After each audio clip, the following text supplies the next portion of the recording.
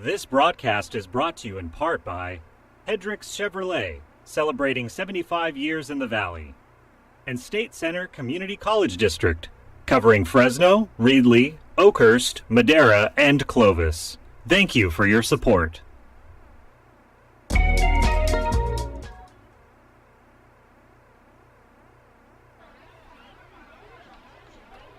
From McLean Stadium in central Fresno, this is high school football on CMAC.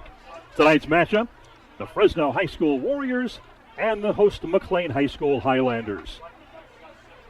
Hello again, everybody. I'm Dan Taylor, and joined once again this season by the coach, Fred Clark. And Fred, both of these teams have 3 games under their belt. Those games mean nothing. It all starts for real tonight.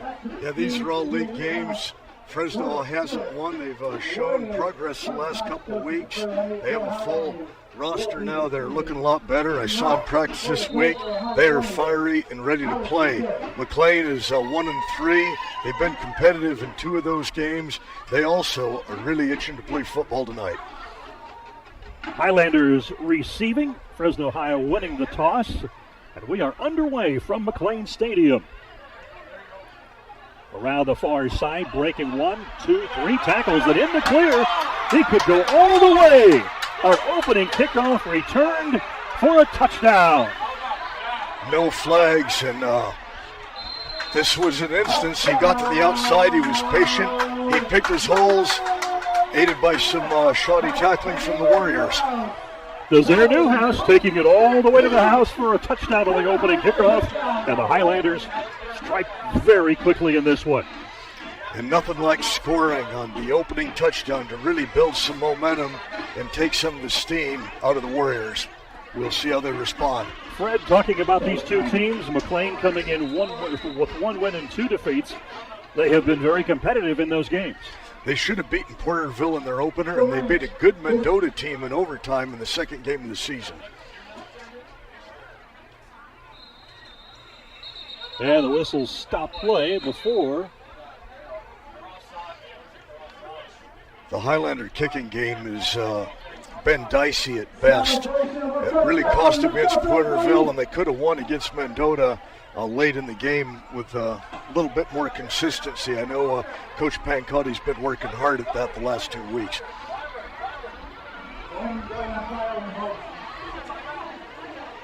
A lot of enthusiasm here in McLean Stadium. This is homecoming for the Highlanders, their 4th game of the season. We have had a lot of pageantry during the pregame and just had a flyby overhead. As the extra point is good, and the Highlanders are off to a 7-0 start. Dan, we got kind of a late start tonight. Our officials, Angelo Pointer is the white hat, Carvel Jones is the umpire, Rich Fiscarandondo is the head linesman, Dean Musgrove is the line judge, Ty Locke is the back judge, Anthony Ward is the side judge, Aaron Locke is the field judge. 7 officials tonight. Fred, speak for yourself when you say got off to a late start. I don't think the Highlanders did, running the opening kick all the way back for a 7-0 lead. And in 16 seconds, and it wasn't a straight-on sprint. He had to move and jive a little bit, break to the outside, and then he was untouched. Now it's the Warriors' turn as the Highlanders will kick off.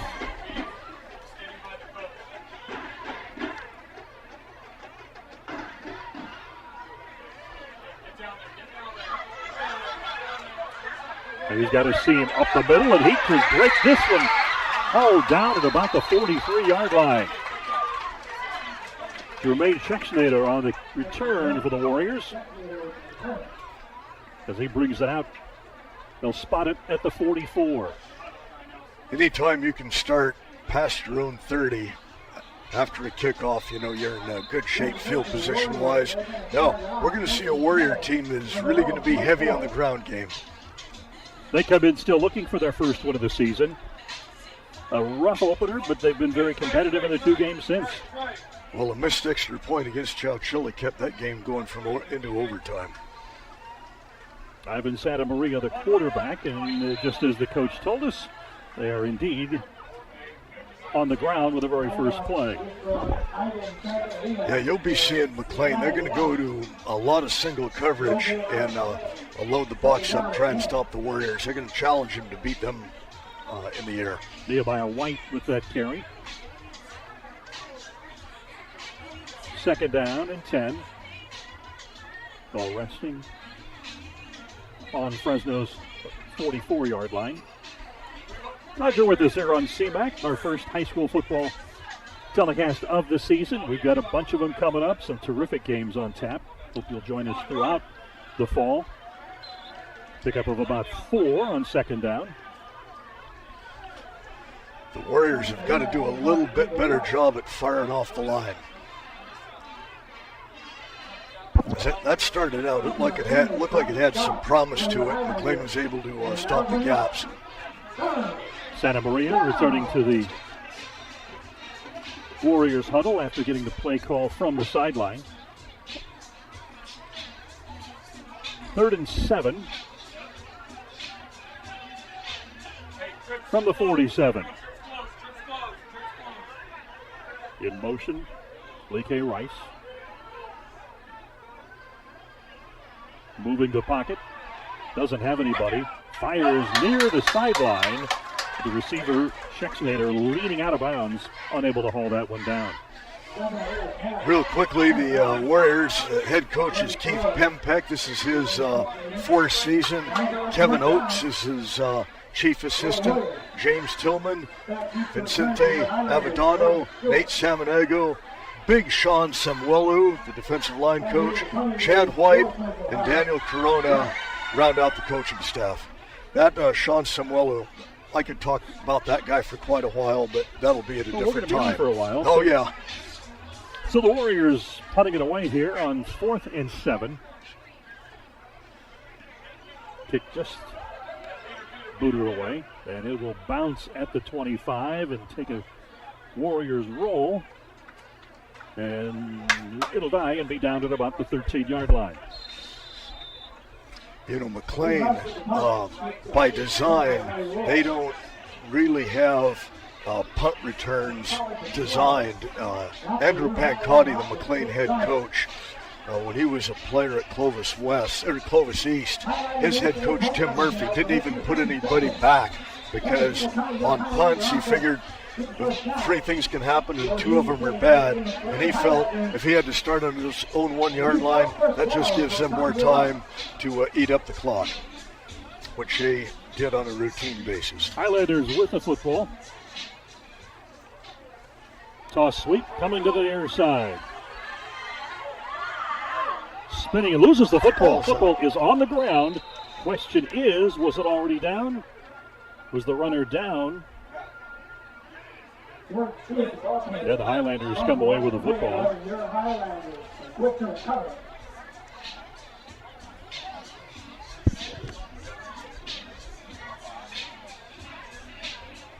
There was Jordan Stewart on the carry. Yeah, the Warriors looked like they were on the ball, but the Highlanders did have one man underneath. He sucked the ball back in real quick. So to give Stewart credit for picking up 5 yards, brings it second down 5. Ball on the 17-yard line of the Highlanders. Out of the pistol. Give once again goes to Stewart. He's got the first down and then some. 3 defenders have him corralled, drive him out of bounds at about the 42-yard line.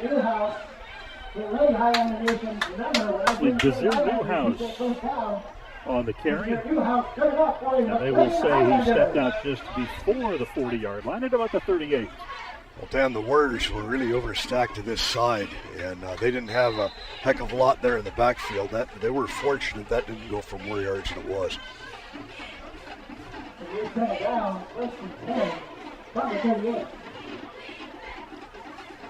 Logan Sanchez, the Highlanders quarterback, operating now from the pistol. Whistles stop play. Yeah,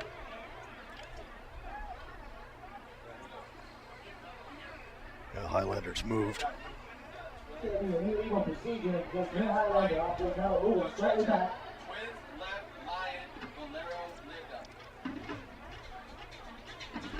Yeah, both of these teams, Dan, have really been plagued by penalties the last couple of years. Last season was McLean's best season in several years. They won 5 games, and they're a better team at the same stage than they were last year. Their schedule's been a little bit tougher, so it might not show up in the win-loss record. But this is a real improved team over last season. Penalty places the ball at the 33. It's 1st and 15. A little dump pass out of the backfield. He's going to pick up about 4. He had to wait a second to bring that pass in, too. If he would have been led, he could have got some more positive yardage.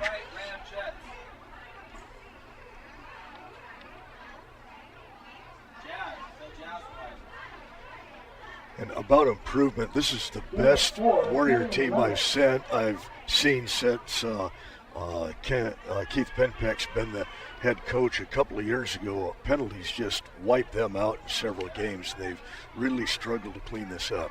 2nd down and 11 from the 37-yard line. Logan Sanchez with the give, going to Newhouse. Cuts up near the 45, and that'll still put him about 4 yards short of the 1st down. That was a nice run by Newhouse, Dan. He made something out of nothing. You know, he came in the cross cut, and that gave him some really good yardage. This is a manageable 3rd down. Newhouse coming out of the game.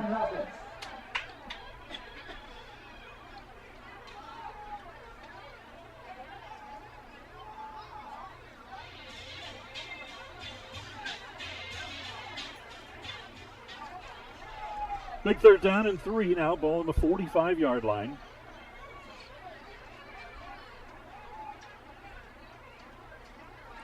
Keeper by the quarterback. He's got the 1st down and then some across midfield and out of the 46-yard line.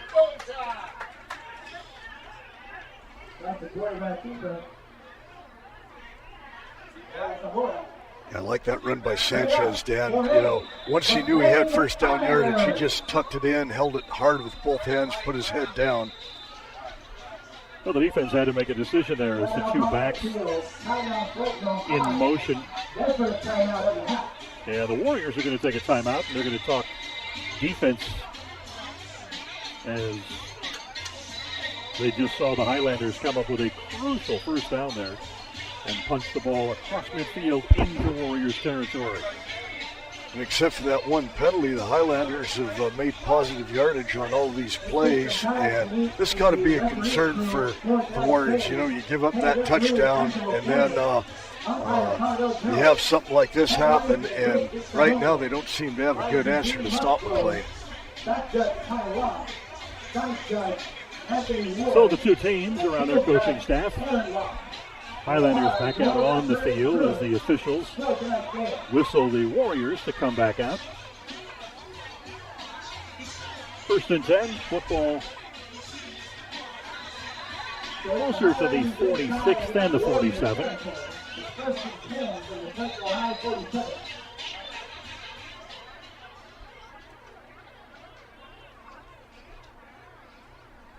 Jordan Stewart in the backfield. In motion, Newhouse. Ball's on the ground. Bad snap, and it was down. Yeah, Sanchez, when he went down to secure the ball, his knee was down. So right when I mentioned the Highlanders having no negative plays, they lost 5 yards. This is an absolute perfect night for football. It just went a degree under 80, and the flag is standing limp on the pole there at the west end here of McLean Stadium. Couldn't have ordered a better night for football. It is terrific tonight. A lot of enthusiasm here for the Highlanders homecoming game. And the league opener for these 2 schools. 2nd down and 13, and they wrap him up in the backfield. Throw him down at the 45-yard line. Going to be a loss of about 5 yards on the play. Excellent penetration by the interior line of the Warriors. They really overwhelmed McLean's left side.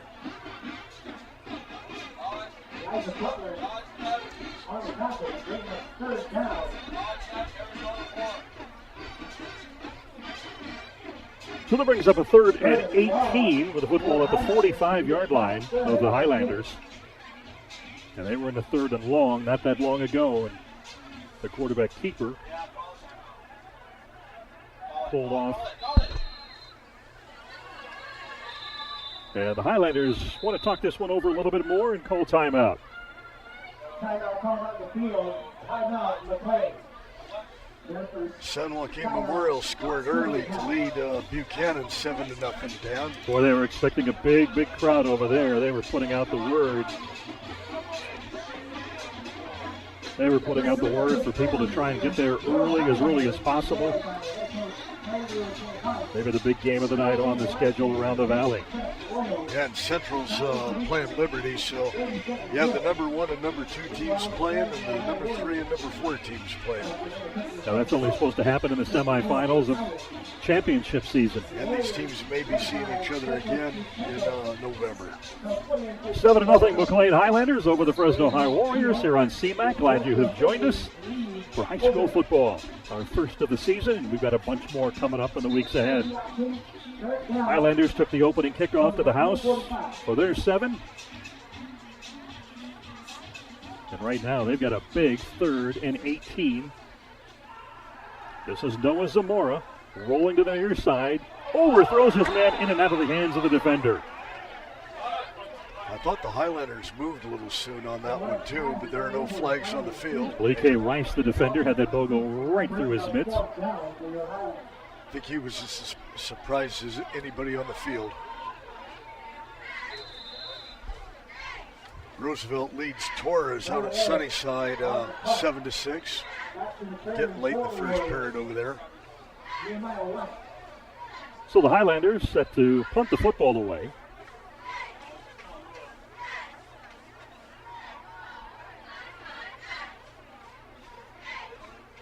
Nehemiah White deep to receive. Almost blocked. White muffs it, trying to get away, but he cannot, and he is brought down at about the 17-yard line. Big rush, though, on the punter. White did a good job not losing the ball at all. Usually when they'll muff a punt like that, it usually doesn't bounce in the direction we want it to. So in other words, could have blocked a punt and they could have muffed their own. So we're probably just where we need to be. So Fresno High about to begin their second offensive possession of the night. And we had a penalty there. It will be marched back to, I believe, the 12-yard line. Did you see what happened there? I missed it. I didn't even see the flag. So 1st and 10 for the Warriors from the 12-yard line. Santa Maria looking to go to the air. Wants to run, and he's brought down for a loss. Santa Maria had no time at all. That ball will be placed at the 10-yard line, so a loss of 2. Well, it's a loss of 4. And that the ball is on the 8. Difficult when they've got lacrosse and soccer lines on the field. Yeah, it could get a little confusing down there inside the 10-yard line. And I'm easily confused, as you well know, Fred. Yeah. So you weren't supposed to agree with that. Well, you're not alone. So we've got a 2nd down and 14 from the 8-yard, the Warriors' 8-yard line. Ivan Santa Maria calling out the signals. Give to the back. And he is quickly wrapped up.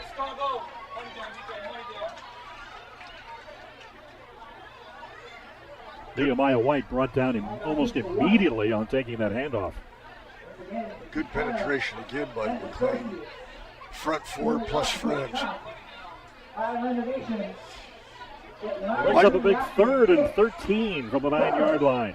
And you might notice we're totally nonpartisan here, but just to our left is 4 of the McLean coaches. So when the Highlanders have a big play, you're going to hear about it. 3rd and long, 13 to go for the first from the 9-yard line. Ivan Santa Maria operating out of the shotgun.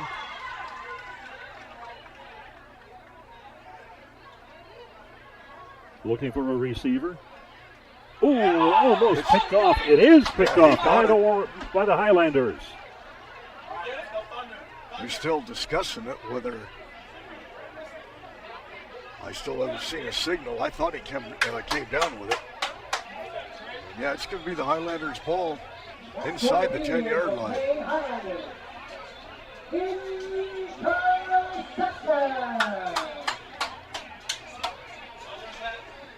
Do we have a replay on that? No. Not sure, but touchdown was signaled initially, but now the ball's being put down just inside the 10-yard line. First and 10 for the Highlanders. Ball placed on the Warriors' 8-yard line as Noah Zamora brings the Highlanders up to the line of scrimmage. He's up under center. Zamora gives it to Rice, but the whistles stop things immediately. Let's take another look and see that previous turnover.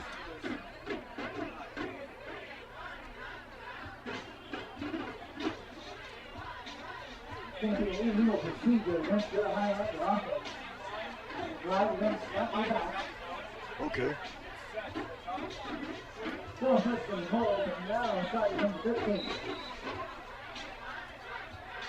So after the penalty, makes it 1st and 13. 1st and goal from the 13-yard line. With the give, he's got running room inside the 10, down to about the 7-yard line. Boy, the soccer paint, you've got me on that one too. Absolutely. Let's try that replay again. Let's see if we can see the interception, the Santa Maria pass. And the defender closed quickly. Let's come right back because the Highlanders are coming up to the line of scrimmage. Yeah, he had a beat on that all the way. He's reading the quarterback's eyes on that pitch. 2nd and goal from the 11. Stewart, the back, takes the pitch.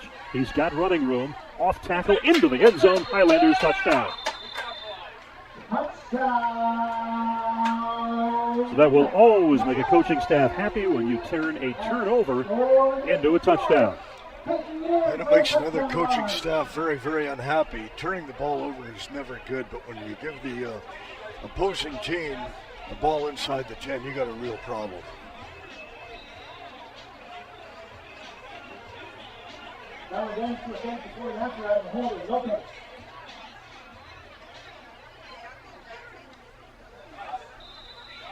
And the extra point is good, so the Highlanders jump out to a 14-0 advantage. That was a little bit of a knuckleball, but it still managed to work its way over the top. So it works for the Highlanders.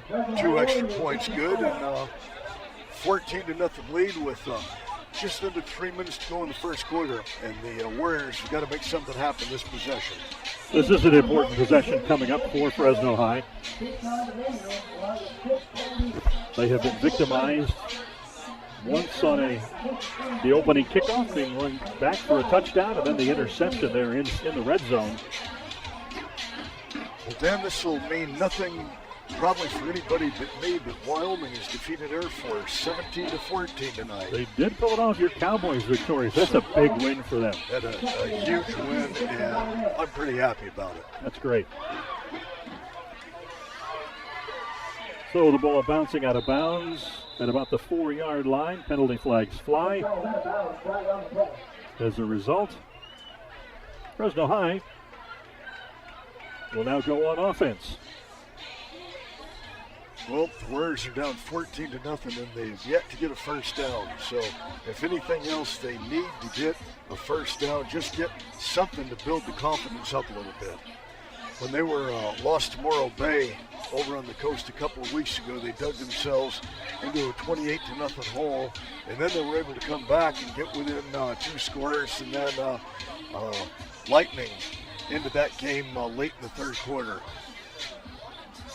And talking to the Warrior coaching staff a few days ago, they were really feeling it. Well, they scored a couple of times right after halftime. They thought, hey, we're back in this, and then the weather changed, but they didn't leave the field with a bad taste in their mouth. Well, the big break is the kick going out of bounds enables the Warriors to start this drive, this possession at least, from their own 40-yard line. So 1st and 10. 5 in Santa Maria. And the officials blow this one dead before it can start. Now, Dan, this is what I was talking about earlier. You have some penalties that are just unacceptable. When your first play, you've got the kickoff, it's out of bounds, you have no excuse for not being able to get that ball in play. None.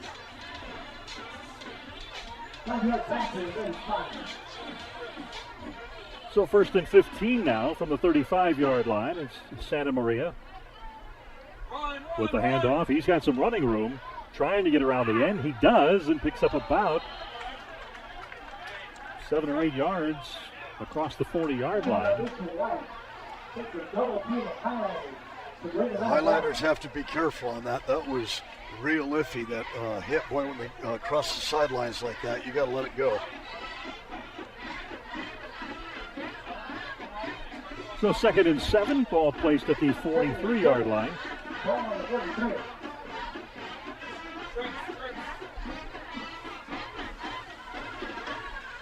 Rice, the deep back.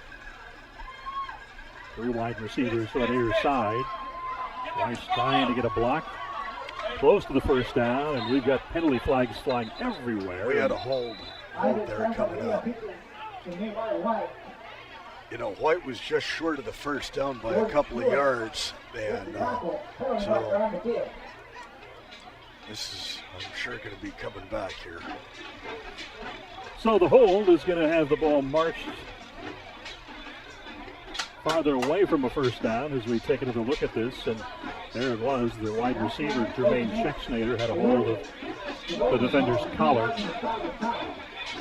You'd almost call that one a death grip. I mean, usually you don't see 3 or 4 flags go all at once.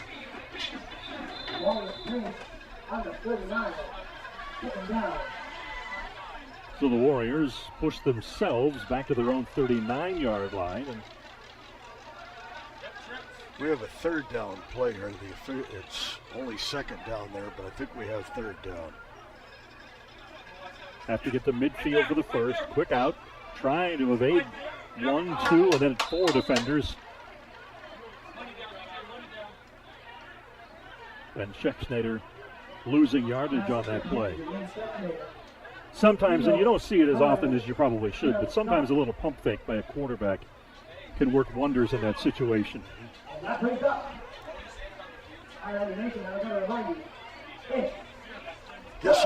I guess I was incorrect. It's still 3rd down. I may have missed something there. So 3rd and 14. Now the Warriors have a lot of work to do on this play if they're to continue the possession. Santa Maria has the back at the near side wide open, but doesn't see him, and now he is going to be wrapped up and thrown down at the 20-yard line. Yeah, White was open out here in the flat, but Santa Maria, I think he knew he was getting it from 2 sides, and he's hearing it right there from his coach, letting him know that we'll see this again here. He's got to go through those progressions. He's got to look for the various open receivers. Stumbled just a bit, and yeah, he... In his defense, though, coming back, that's a very tough throw to try and make. It certainly is.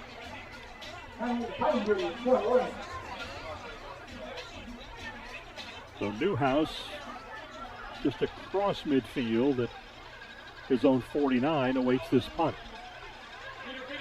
It will bounce at the 42 and roll dead at the opposite 42. That was a great bounce for the Warriors. So McLean takes over the football at their own 42-yard line, leading 14-0 here. Just 1 second left on the clock in our first quarter of play from McLean Stadium on homecoming night for the host McLean Highlanders. You kind of wonder why the officials don't just let that one go and take that one click off at the end of a quarter. At the end of a half, that might be a little bit different.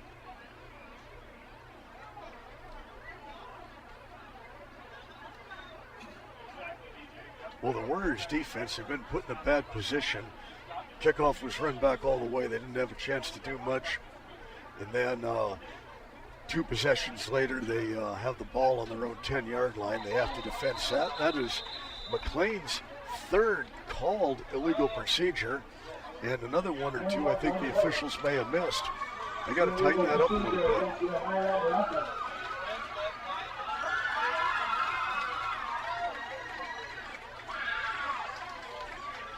So the ball gets marched all the way back to the 38-yard line, 37-yard line. That'll make it a 1st and 15 for the Highlanders. Buchanan's on the board with a field goal. Memorial leads 7-3 late in the first period. Noah Zamora gives it to, he's got big hole right up the middle. Pick up a first down to the 47-yard line. They're not going to have to move too far. And Dan, things could not have been any worse for Fresno High in this opening quarter. They have yet to get a first down. They get taken to the house on the first play of the game, and then another costly turnover. And they're really going to have to work. They need to get a break. I see the defensive coaches out there now.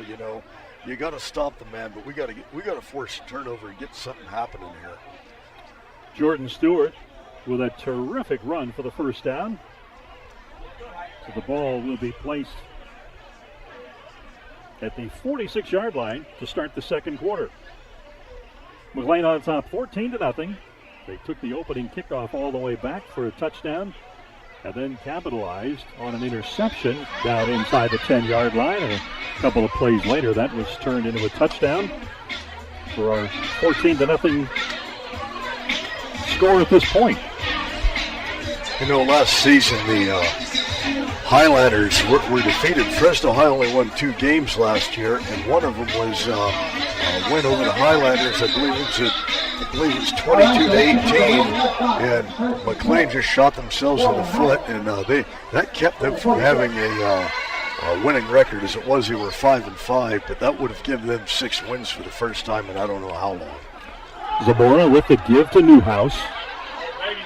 Newhouse headed for the edge, knocked out of bounds, but not until he picks up about 13 yards. Newhouse knocked out of bounds at the about the 32-yard line. Dan, all but a few yards of this game, McLean's out on the ground. I mean, they went between the tackles, they went to the outside, and Fresno High doesn't seem to have an answer for it right now. Take another look at that last play. Newhouse works his way around the edge until a couple of defenders knocked him out of bounds. 1st and 10, 33-yard line. Quarterback Zamora with the keeper up the middle, gets across the 30. I think he picks up maybe 3. Yeah, he earned those.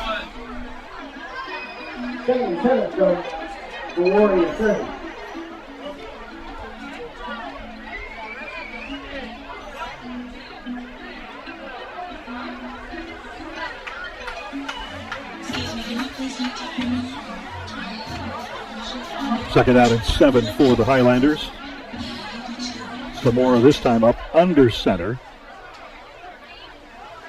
Quick throw, but we've got penalty flags and whistles. Stop and play. Moved again.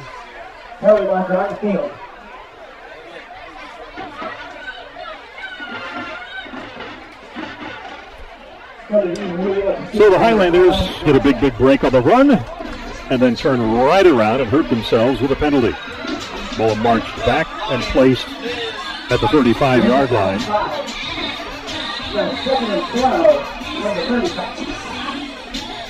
Zamora coming back out with the play, facing a 2nd and 12. Yeah, the Highlanders got to settle it down to get a little bit more discipline. I was real surprised to see that many illegal procedure penalties so early in the game. And once again, we've got whistles and a penalty flag.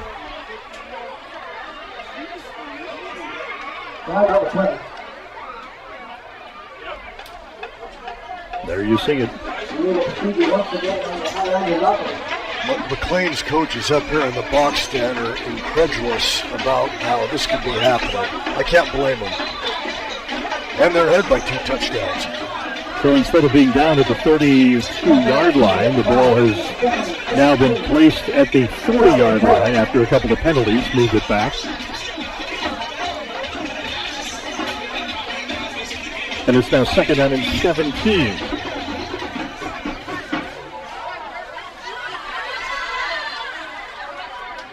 Man in motion, they give to the back going straight up the middle, and he powers his way down inside the 30 to about the 27-yard line. That Jordan Stewart, he's not a huge young man, Dan, but he squares his shoulders, runs low, hits those holes hard. That was a nice run. So they go from long yardage to short yardage. 3rd and 4 now with the ball at the 27-yard line.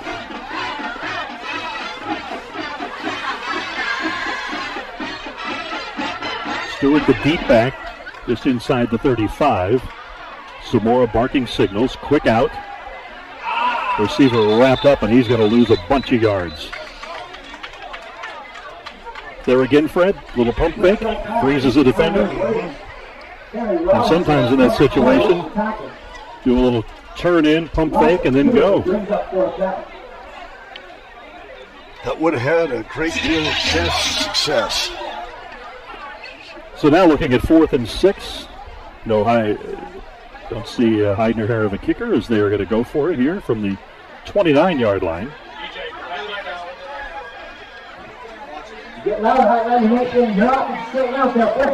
Rose the deep back.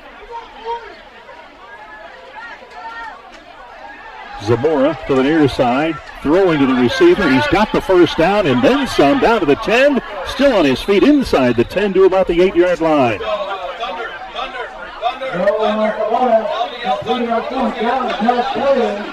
Boyle did a good job on that, Dan. Even though he was moving, he just looked that ball in. He didn't take his eye off the ball. He knew where he had to go to get the 1st down. And here we'll see it once again. Nice roll. Nice straight arm. A nice straight arm as well. That bought him about 5 more yards. So it's 1st and goal from the 9-yard line for the Highlanders. Noah Zamora brings the team up to the line of scrimmage. 2 backs behind him. And a power eye. Give goes to Rose. And he's going to get across relatively easily for the touchdown. And the Highlanders push their lead to 20-0.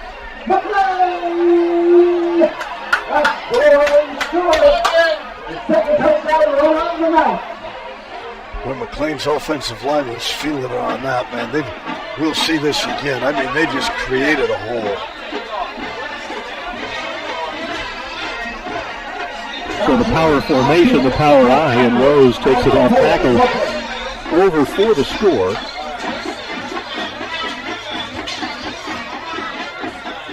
And the extra point is good for a 21-0 advantage for the McLean Highlanders. Good job for the Highlander holder on that. The ball kind of dipped down. It was a sinker right before he got to it. Did a good job of getting it set. And it wasn't beautiful, but it was still worth the point. And that's all that counts, right? Yep. Until the day comes and they bring in some rule changes and give beauty points, but I don't see that happening anytime soon. I don't think we have beauty points in football.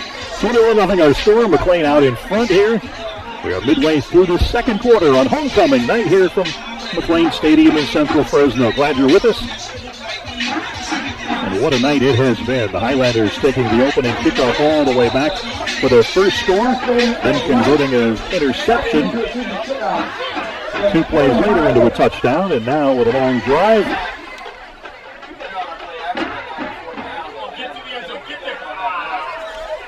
Fielded inside the 5, coming to the near side, cuts up the middle, cuts back. He's over the 30-yard line, brought down at about the 32.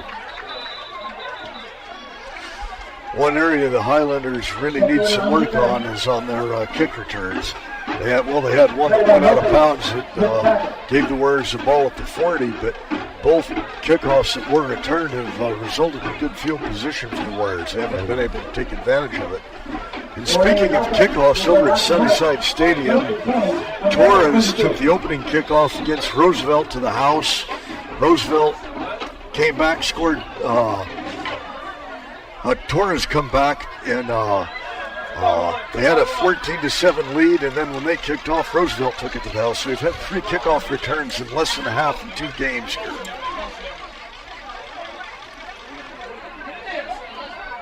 Give goes to the back, who's across the 35 to the 36-yard line. Nehemiah White picks up about 5 yards. And the ball placed at the 36-yard line. Jason Garcia starts the tackle. Judea Newhouse finishes it off. Second down. White going to come out for a quick breather. Gain of 4, second down and 6. Tell Packers, talk. 2-1 again, 2-1. Pass. Santa Maria throwing to the far side. Defensive backs close very quickly and turn that into a loss of a couple of yards.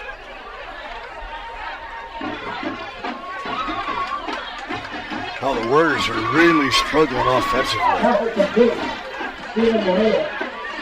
Those are long throws where defensive backs have an opportunity to close very, very quickly. Yeah, you had 4 men on that right away. So Santa Maria barking out the play call there in the huddle.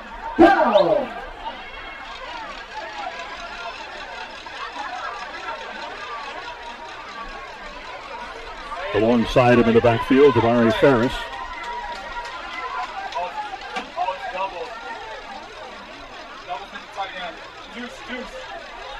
Man in motion, Moreno.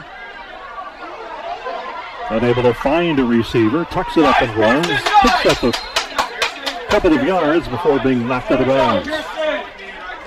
Good pursuit by the McLean defense. It looked like Santa Maria, had a seam over there, and he just couldn't quite get it turned around. Brings up 4th down for the Warriors. And they are going to boot this football away. Alex Lucero in to kick it away.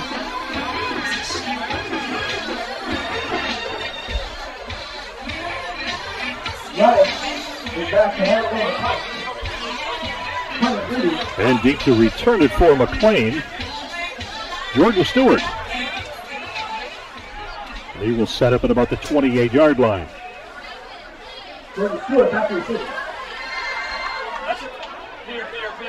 Now that's going to take a McLean bounce.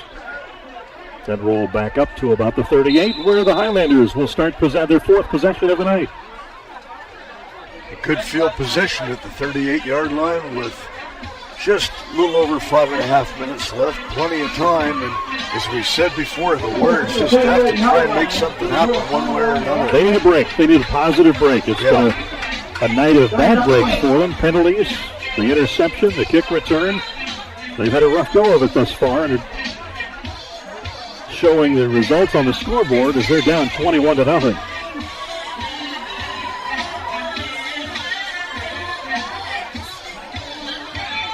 Shadon Zamora coming onto the field, leading the offense out.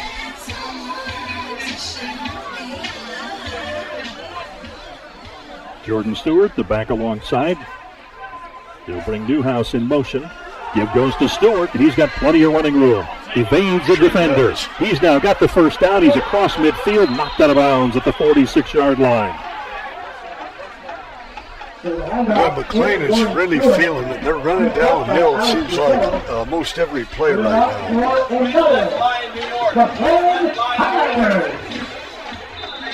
The Highlanders have not been able to stop Jordan Stewart tonight.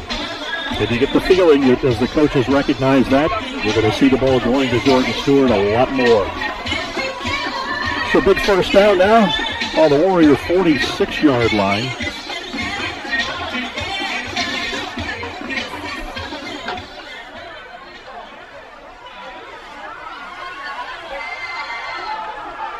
There goes Stewart again, and he breaks free. Looking for some running room, picks up a couple of yards. Actually, that was He's out of bounds. Ball's out. Indeed it is. Warriors Warriors signaling have that it. they've got it. Yeah, when the ball was And out, they do. It went forward about 8 to 10 yards here. We missed it for a while. Well, there's that big break, Fred, that you've been talking about the Warriors needed. Now can they capitalize on this as we take another look at it? Newhouse on the reverse, trying to get around. Shirked the one would-be tackler and gets knocked out of his arms. And the Warriors come up with it.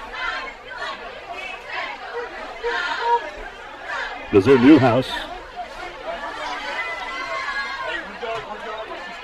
has the wind knocked out of him.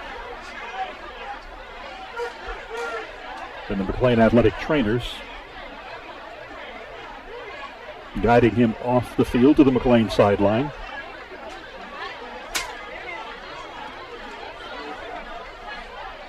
On the Fresno High sideline, one of their players being tended to, that's Alex Lucero, the punter.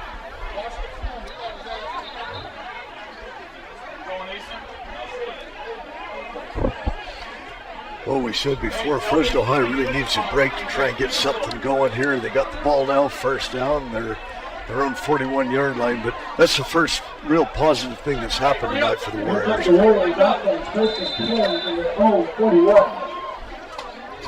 Couple of receivers split wide to the top of your screen.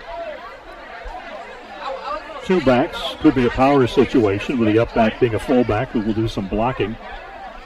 Indeed, that's the case, and the running back slips right at the line of scrimmage. That was Davey and Yotu. Correction. Nehemiah White, the ball carrier. 21-0 our score. Highlanders out in front. So the Warriors just got a big break, recovering a fumble. Now 2nd and 10 from the 41.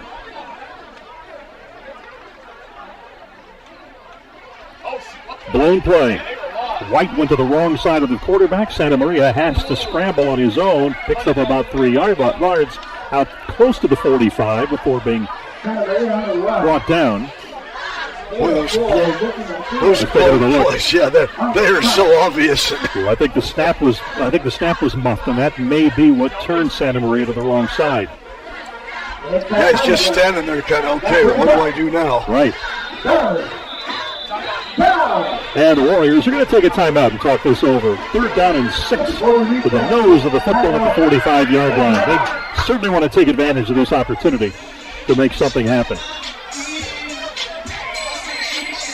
But until the Warriors can get the passing game going, which is not really their strength at all, you're going to have McLean crowding the line all night long. Oh, yeah, they're going to put 8 in the box, and I think we knew this going in, is McLean did not respect Fresno High's passing game at all, so they're just going to go with single coverage, crowd the line of scrimmage, and, well, if you can beat us with a pass, more power to you.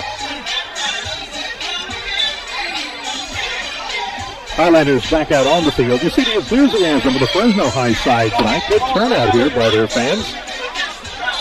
Yeah, there's a lot more people here tonight than I expected. It's a really good crowd. And across the way, it's homecoming. And McLean with a very large pep and cheer squad this year. And Christy All was outstanding Highlander band. So the Warriors back out onto the field, led by their quarterback, the junior, Ivan Santa Maria. I take it back. They have a change at quarterback, and that looks like Delbert Hall now in at quarterback. Hall with a toss. Coming up, he's got running room. He's got a first down. He's got much more. All the way across the 40-yard line before being flung to the turf. And that was Delbert Hall. That's the initial first down of the game for the Warriors. Let's see. This is Nehemiah White. As Delbert Hall going in to play quarterback. And Nehemiah White doing a terrific job picking up a big first down for the Warriors. 2 good blocks there really opened the hole up for White to blast through. But he had that quickness where it doesn't take a very big hole for him to be able to take advantage. And the ball now down to the 37-yard line. Best possession the Warriors have had throughout this night thus far. First time they've been in McLean territory. 3:24 left in the first half. They would love nothing more than to have a positive finish to this drive before they go into the locker room at the half. Trailing 21-0 here from McLean Stadium. Injured Warrior being tended to down on the field. We're hoping it's just a cramp. Indeed, that is number 35, Vincent Ramirez. Well, doesn't look too good. Doesn't look like a cramp. Ramirez, a junior. Now they're going to take him over to the training table and give him a closer look. So first and down for the Warriors from the Highlander 37-yard line. Give back to Hall to White once again. And he picks up about 2 before being stopped. Things getting a little chippy down there. A lot of talk going on between the two teams. Imagine that. Yeah, you have a lot of conversation going on during the course of the game down there in the trenches.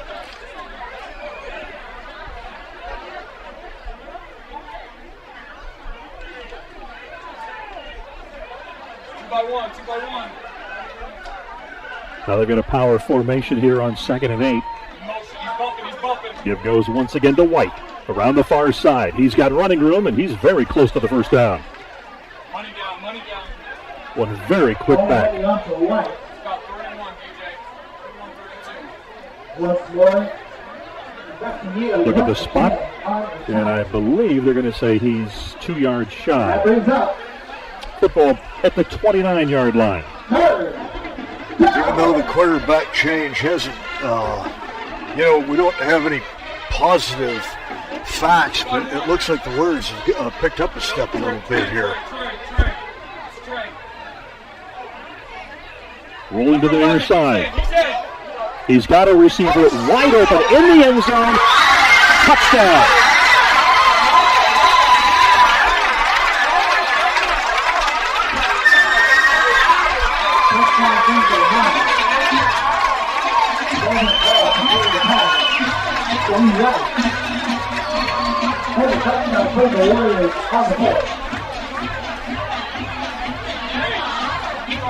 Lee Rice hauls that one. Let's take a look because he came out of the... he is wide open. He juggled it. There you saw it, ever so close to bouncing off of his pads, but he managed to haul it in. That's Lee Rice, who's the hero now on the Fresno High sideline. I think his life was flashing before his eyes as he bobbled that. He was able to bring it in. He never would have forgotten that one. And he still won't.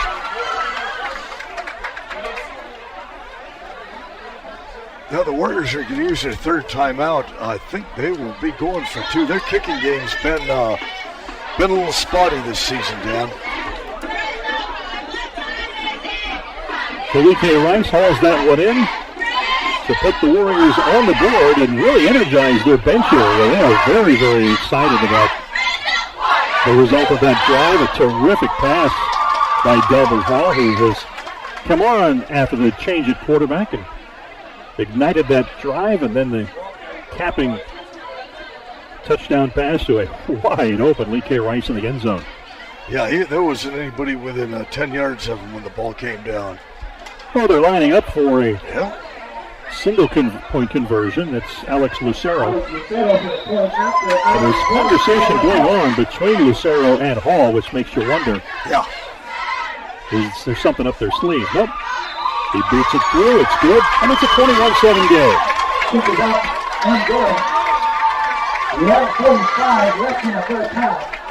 And that, Dan, when you think you've seen everything in football, that's the first time I've seen a holder for an extra point down on both knees like that. I had never seen that before.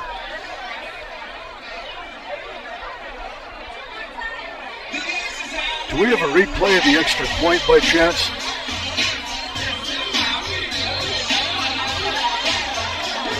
Okay, let's see this again. Let's see this, Dan. See how he's lined up here? That is very rare. You're right. Yep. He about put that other leg up, but both these down. Wow.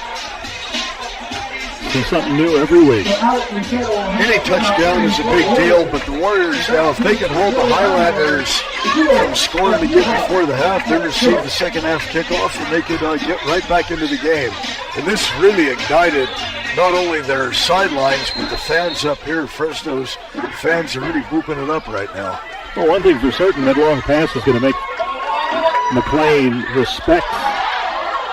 And the ball's in the ground, and the Warriors come up with it. They're done simple, but they do. Indeed, they do. The pooch kick works. Fresno High recovers inside the 40-yard line. That was huge. Well, now Ivan Santa Maria going back out at quarterback. Well, the ball is placed at the 38. As the pooch kick worked. Yeah, you know, McLean, if they have a good hands team, it wasn't out there. Those are some big linemen, and they don't know the concept of a fair catch. Can't blame them on that. They just give goes to White. Warriors got it back. See, that fumble went forward a couple of yards.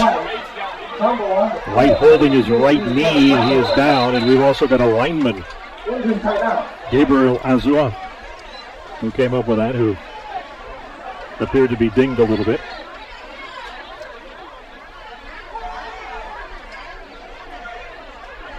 White up and limping toward the sideline. The officials trying to get both teams back out onto the field. Warriors can ill afford a delay of game penalty here. A minute 28 left on the clock. Fresno High trailing 21-7, but a huge break with that pooch kick after the touchdown as they recovered it. Well, as you know from over the years, Dan, I'm not a fan of a pooch kick, and it certainly worked out well for the Warriors in this case. Ivan Santa Maria.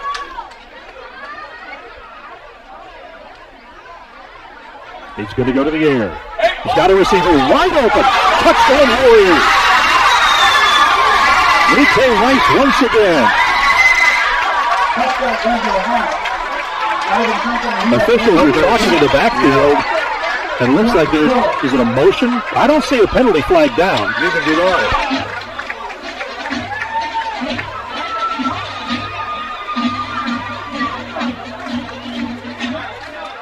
Wide open. Are they bringing us back? The officials are having a conversation. It is a touchdown. It is indeed a touchdown. Yeah, we didn't see any flags. Now, okay, now they pulled a flag up and waved it off, so I don't know what was happening. Now, as we had talked about earlier, McLean was just concentrating on stopping the run. Now these last two touchdown passes, the Warriors have picked up on this and tightened this game up considerably. Well, DK Rice once again was wide open.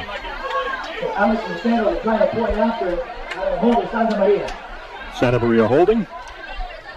And the kick is right to the uprights. It's a 21-14 game. So just like that, in the span of 45 seconds, this has turned from a blowout into a ball game. Now you see how the teams are coming off. McLean is just trudging off the field, and the Warriors were sprinting off the field.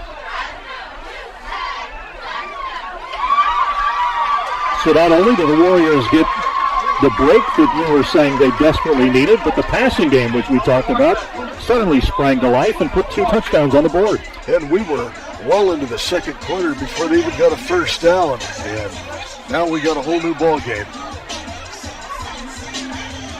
So a minute left here in the first half. Fresno High has struck twice in the span of 45 seconds and closed to within a single touchdown to the lead. A pooch kick once again. It is on the ground, and the Warriors are celebrating as if they have it. And indeed they do.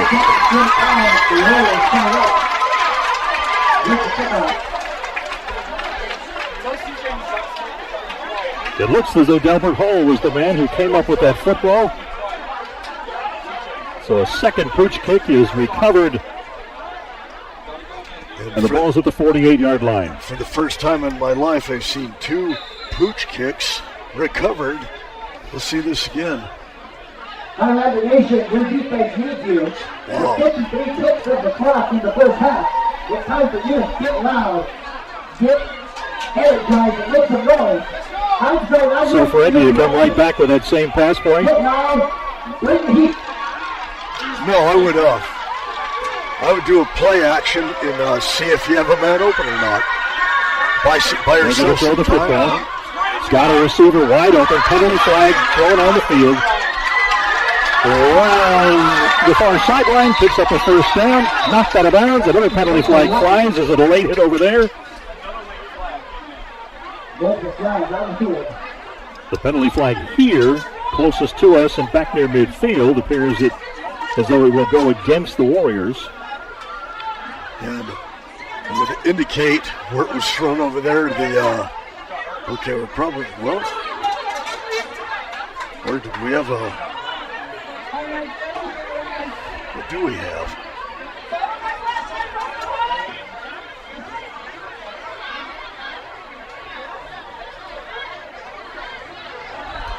So the hold is going to march it back to about the 43-yard line. Big break from McLean.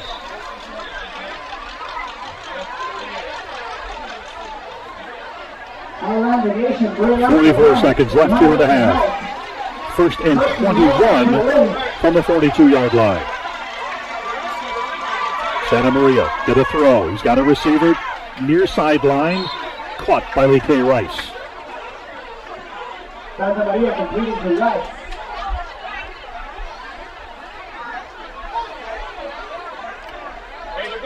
Second down and long.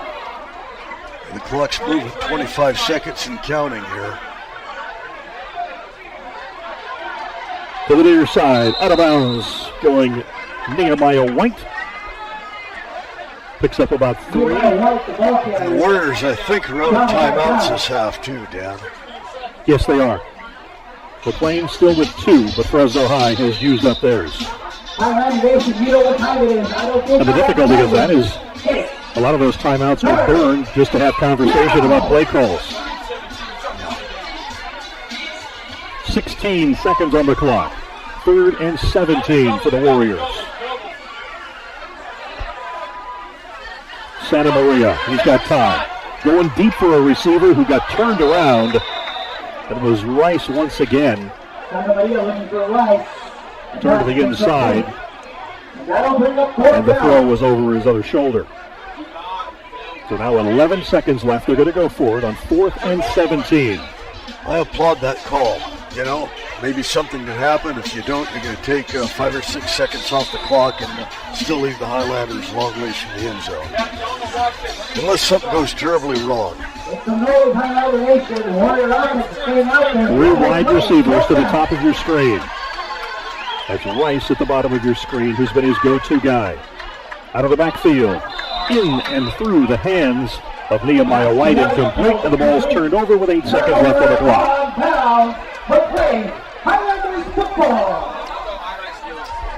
I didn't like that play call at all, Dan. I really didn't. You didn't take much time off the clock, and unless he would have made at least one good cut and done everything himself, that was not going to get a first down. I know the Highlanders have one opportunity, but they're not exactly Eric Coryell either. 21-14 our score. McLean on top. Fresno High with a dramatic and exciting second quarter, striking for 2 quick touchdowns to electrify the stadium. And with 8 seconds to go, and the ball on the 46-yard line, they're going to give it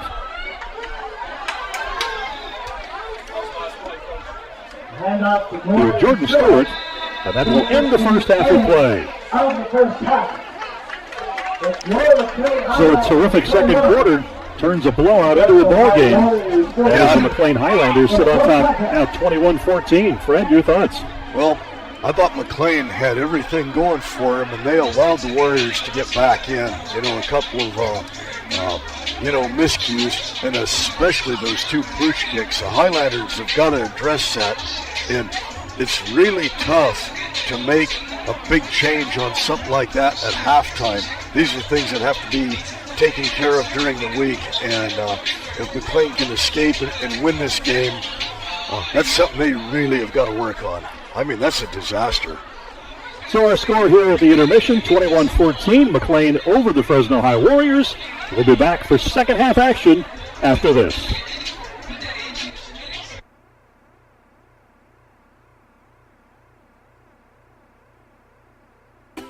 Fresno is building newer, safer bike lanes across the city. These protected cycle tracks provide a physical barrier between the bike lane and motor vehicle traffic, creating a safer cycling zone. These cycle tracks will instill confidence in riders, yet everyone on the road is still required to obey all traffic laws. Cyclists should still ride responsibly and exercise caution when riding in the protected lanes. For motorists, this means that the roads you've been driving on may be changing. Be on the lookout for new parking, driveway, and intersection changes. For residents and tenants on these changing roads, be aware that mail, trash, and parking locations may move as well. Fresno is excited to provide diverse transportation options to our residents. Sharing the road is easy. Learn more at fresno.gov/BPAC. What if I told you there was one word commonly used to dehumanize Native American women, and that Webster's dictionary defines this word as offensive and outdated? What if I told you an entire town was named after this word? That word is squaw. My name is Roman Raintree, and I'm a member of the Dunlap Mono Indians and Chornumni people. My mother, Gina Charlie, is my inspiration for working to rename our community. When we use language that degrades and dehumanizes people, it sends the message that their lives are not worth protecting. According to the National Congress of American Indian Policy Research Center, nearly half of Native American women report having experienced sexual violence, and over 1/3 will be raped in their lifetimes. In California, cases of missing and murdered Indigenous women are among the highest in the nation. Our towns and landmarks should be named after things and people we honor and celebrate. The routine use of an offensive slur is contrary to our shared values. Please join us and amplify our call to respect our community and end the use of this derogatory term for geographic naming. To learn more, visit the website below. Thank you.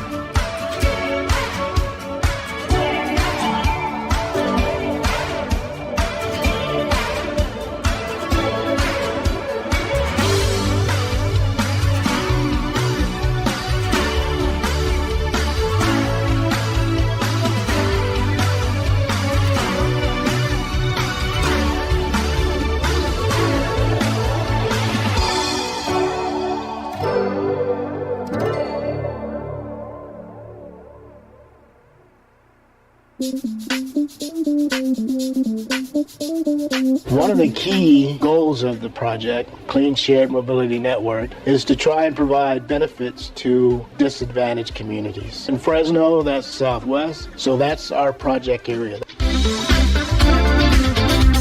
We have a network of charging stations that we're installing throughout the disadvantaged communities. To date, so far, most of them have gone into Fresno Housing Authority sites, and we still are evaluating other sites, and we're getting recommendations and suggestions on where to site future charging stations.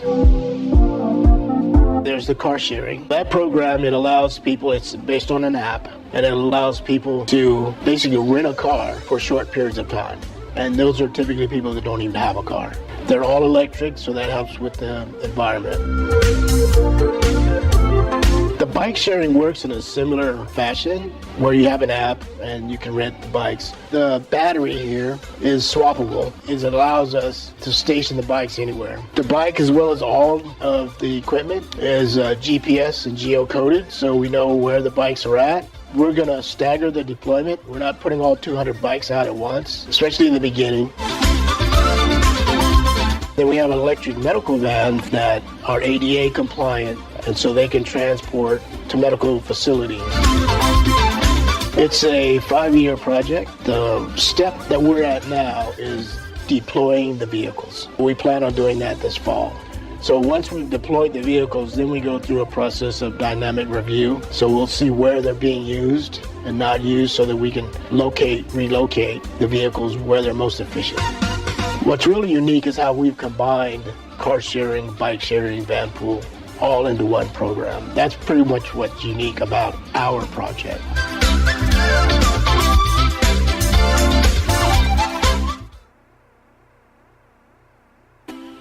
Why did the chicken cross the road? I don't know either, but now they can cross in any direction at pedestrian scrambles.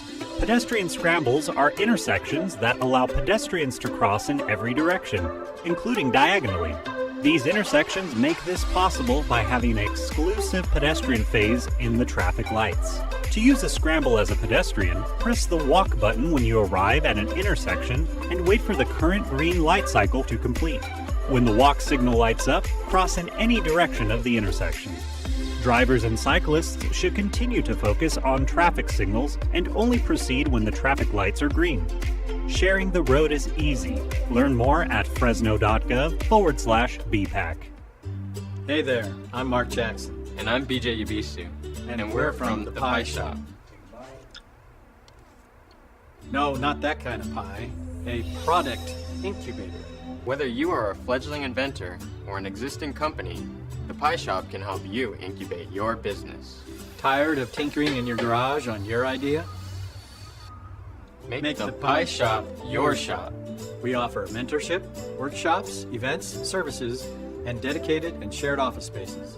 We have 8,000 square feet of shop space filled with 3D printers and other tools to help you develop your prototype. And our partner, Blue Dolphin Engineering, a company that has 20 years of experience in prototypes and inventions, is right next door. A nonprofit, we're located in downtown Fresno at 1755 Broadway Street at the Peerless Building. The Pie Shop is open during normal business hours. For more information, visit us at thepieshop.org. Or give us a call at 559-481-5004. What I love about CMAC is that they provide me with the knowledge, the equipment, the space to express myself, to amplify my voice, to share my story. My story. My story. Go to cmac.tv/mystory to learn more.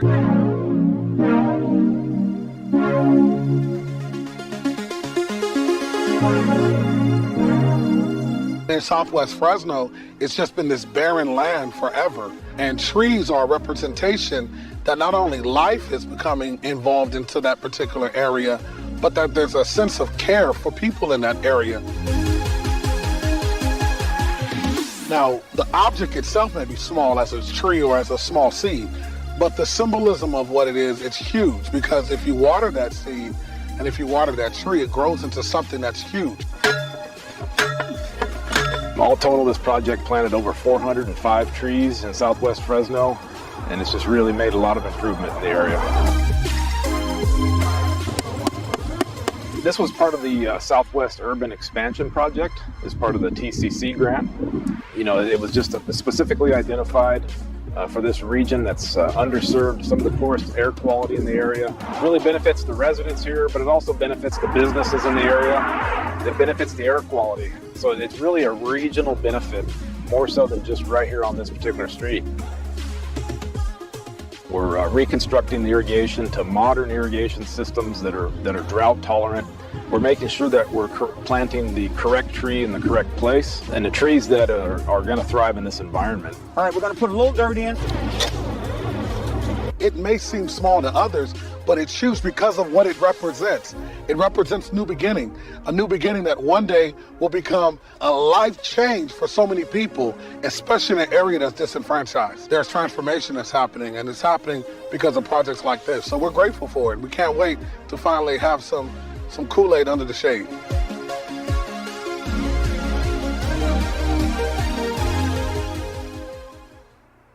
You may have noticed new traffic signals on the road. These are pedestrian activated signals, or HAWKs. These signals make it safer for pedestrians to cross busy streets. How are HAWKs different from conventional traffic signals? These are found in locations where children are likely to cross the street. Unlike green, yellow, red signals, the HAWK is only operational when activated by a pedestrian. When the lights are off, drivers may proceed with caution. When activated, the yellow light will flash, warning drivers to slow down. Then, the yellow light will turn solid, telling drivers to prepare to stop. The two solid red lights will tell drivers to stop completely for the pedestrians. Then the red lights will flash to let drivers know they can proceed with caution. The signal will then go dark until activated by the next pedestrian. When the walk symbol lights up and it is safe to do so, pedestrians can cross. Always look both ways before crossing. Sharing the road is easy. Learn more at fresno.gov/BPAC. Hi everybody, this is Sarah. And that's T, and we're Pedal Junkies. And we're here to tell you all about Fresno County Bicycle Coalition. The Fresno County Bicycle Coalition is an organization that promotes safe bicycling for everyday transportation and recreation in Fresno County. We do this by providing community events that promote safe cycling. We offer smart cycling classes, community rides, and bicycle advocacy all over the county of Fresno. Want to know more about Fresno County Bicycle Coalition? Go to fresnobike.org and check it all out. See you in traffic. Learn how to make videos at CMAC. Get more info at cmac.tv. You are what you litter. Coffee cups, cigarette butts, food wrappers, soda cans. Litterheads are a major problem. But we all have a choice. Don't be a litterhead. One vision, one mission, one Fresno. Together, we can beautify Fresno. Find out how at beautifyfresno.org. What I love about CMAC is that they provide me with the knowledge, the equipment, the space to express myself, to amplify my voice, to share my story. My story. My story. Go to cmac.tv/mystory to learn more. A community garden, it brings so much more than we even envisioned that it would bring. This is the Yosemite Village Community Garden and Urban Farm Incubator Program. This front part of the garden is the community garden. So there are spaces that community members can come out and check out for them to grow food for their own families. If they need coaching or they need help on what to plant in season or get access to seeds, we also help them do that. The other half of the property in the back, we have a farm incubator program where we work with farmers to give them a ½ acre of land so that they can start developing their own business plans. They can start farming and getting used to like farming at a little bit larger scale. Our farmer Miguel has been working in farm work labor for over 10 years and he had not had the opportunity to start his own business or to get the opportunity to manage his own operation. But he really has a passion for agriculture, and so that this is what he hopes to be doing full time. You guys want to go for a walk? We also go into the classrooms and teach in the classrooms, and then also bring kids from schools to the garden to learn here. We have volunteer days every Tuesday, Thursday, and Saturday. So if someone wants to start gardening and they don't feel like they know how to do it, or they're not comfortable with getting a garden space yet, but they want to learn, they can always come and join us during those times. Or if you're a future farmer looking for some space and some training and guidance, we have that program here too.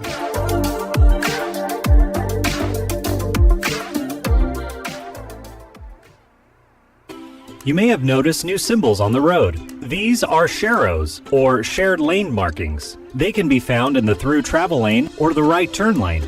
But what do they mean?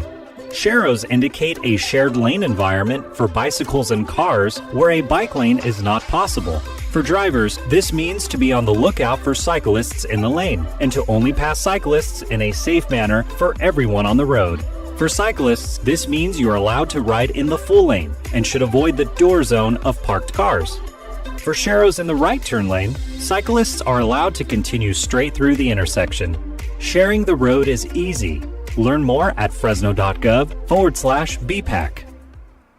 We are the California Teaching Fellows Foundation, and we want next generation leaders like you to help us positively impact the lives of 40,000 K-12 youth. We hire and train over 2,000 college students to run high-quality morning and after-school programs, all while getting paid. As a teaching fellow, you will be a coach, a teacher, and a positive role model. College students, you don't want to miss this. Apply online and join Teaching Fellows today.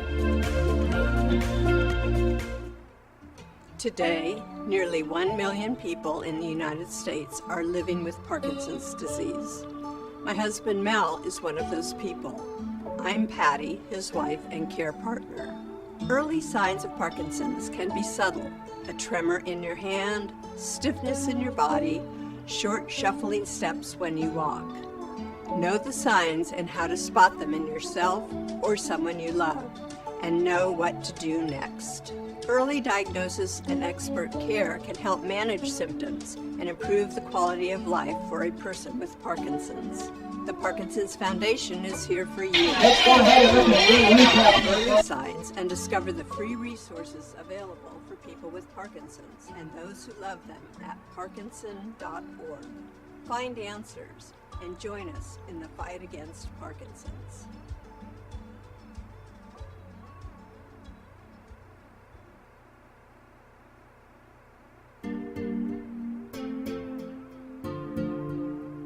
Live production is different because you don't have that leniency of saying, oh, we'll just go back and edit it. What you see is what the audience is going to see. It's hard at first because you don't really know what to do, but it's definitely easy to catch on. I mean, you learn pretty quickly. I mean, the people around here are very helpful. It's a team effort, so everyone kind of learns a little bit of everything just from watching and doing. When I show up to a live CMAC production, I know for a fact that I'm going to learn something new. I'm going to learn new skills. I'm going to get better at the skills that I already know. Overall, I'm just going to come out of it better than I was before. On this type of production, team means not only like having a leader there, but also having friends, like multiple friends. Everybody's willing to help you out and listen. The staff at CMAC is really supportive and helpful, and they're also just really friendly in general and really welcoming. Live production is unique because you really only get one shot. You don't get a do-over like in normal stuff with like sets and all that kind of stuff. It's really just like go, go, go. The Fresno Fuego, first place in the Southwestern Division, and they were coming off a road trip that went about as perfect as you could get. I love video production because of all of the hard work and like determination that it takes, because a lot of people, they're like, oh, I want to go into video production, but they don't really understand that it's actually more work than setting up a camera and pressing record. I like working under pressure because it really motivates me to get things done. My job as a technical director is to push buttons when the director tells me to, and that will bring things onto the screen, like bugs or different camera cuts. I get a lot of the celebrations of the players when they finally make that goal. I get a lot of the corner kicks. I get a lot of like just the on-the-field action that kind of allows the viewer to actually be inside the actual game itself. I love video production because to me it seems like it's one giant puzzle that just needs to be solved.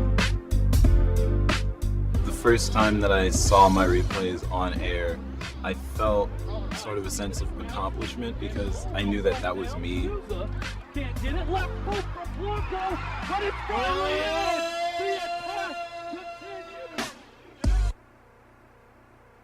The College District. Tonight's game is presented by State Center Community College District, Fresno City College, Wheatley College, Clovis Community College, Padera Community College Center, Oakhurst Community College Center, Career and Technology Center. State Center Community College District, presenting tonight's high school football on CMAC. Well, this game had all the earmarks of a blowout, Fred Clark, and in the last minute 45 of the first half, suddenly Fresno High Warriors have turned this into an exciting game. Yeah, they got it within a touchdown, and they had an opportunity to maybe tie the game right beforehand. They just couldn't pull the trigger on that last touchdown, but they came out bouncing out of the locker room, so they've got some confidence, Dad. Let's saddle up for the second half. Well, as we found at the start of the game, you can't miss the kickoff. No. This one, the Warriors receiving, hauling it in at about the 8-yard line. Coming to the near side where he's got plenty of running room. This is Schexnader across the 30, pushed out of bounds at the 33-yard line. So Fresno High will begin the second half on offense. Jermaine Schexnader with that return to the 34-yard line. And the Warriors with a suddenly very productive passing game in the final 1:45 of the half. Scored twice, and it's a 21-14 game. And we'll see how the Highlanders have adjusted to this, not just on defense, but on special teams, on kickoffs. And again, they gave the Warriors good field position. And you know from all these years, I am not an advocate of the pooch kick. It worked out for the Warriors, but McLean kicking it deep. If you don't, instead of pooch kicking, knuckleball it down the middle. I don't know, we don't see that more often. Ivan Santamaria, the junior quarterback. And here we go, first play. I'm going to leave it to you, Fred, to comment. You're speechless, okay? He's doing his Marcel Marceau next to me, the imitation of an angry fan. First play of the second half, you've had all that time to get your play call in, to get the play called, and you get a delay of game penalty. Thank you. I was taking a deep breath. I didn't want to say anything negative. Santamaria with the give to Sanchez. He's around the far side. Correction, this is White. And White with a gain of about 8 yards. White in the left area. Up to the 37-yard line before he is brought down. Well, one thing that Fresno High has accomplished by having those wide open touchdown passes, it's really made McLean gun shy, and you can see it now. You know, you'll see how they adjust at half, but they have a couple of guys playing deep now, and maybe that'll open up the running game for the Warriors a little bit more. Indeed, it has opened up the opportunity, giving them some gaps for the run. And you can hear how excited the Fresno High fans are. The toss sweep, waiting for blockers to set up. Cuts back. He's got some running room. We've got a penalty flag down. Very likely going to be a hold charged to Fresno High. It's definitely a hold. So much for the terrific run by Nehemiah White, which would have gained a first down. It's all coming back because of a hold.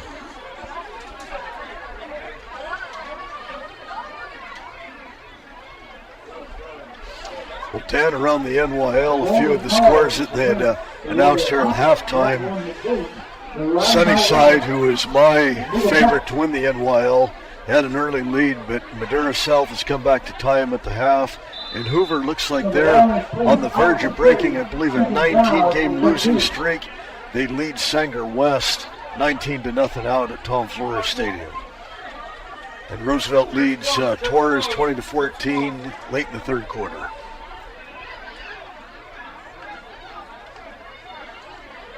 Santamaria going to go airborne. He's got the back. Schexnader. He's got Schexnader in the flat. Picks up about 2.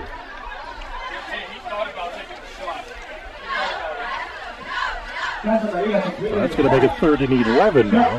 That was good pursuit by the Highlanders. It looked like he might be able to break that. If he would have got past initial contact, he could have got a good gain out of that.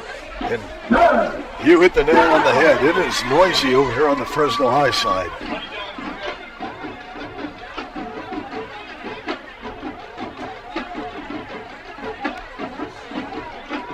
Warriors to the line of scrimmage on 3rd and 11 from their own 32-yard line. Ivan Santamaria calling out the signals.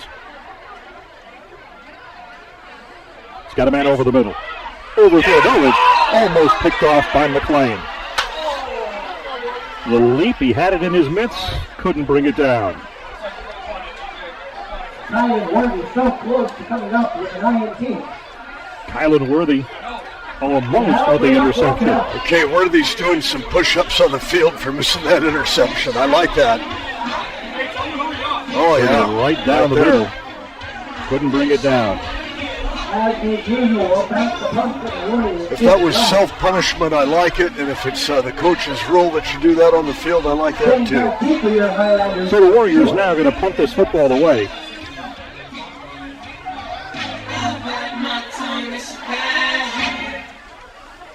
High snap, and he's going to run with it. Uh-oh, this could be a problem. Big loss of yardage and a big break for the Highlanders. Yeah, who take over the football inside the 30-yard line.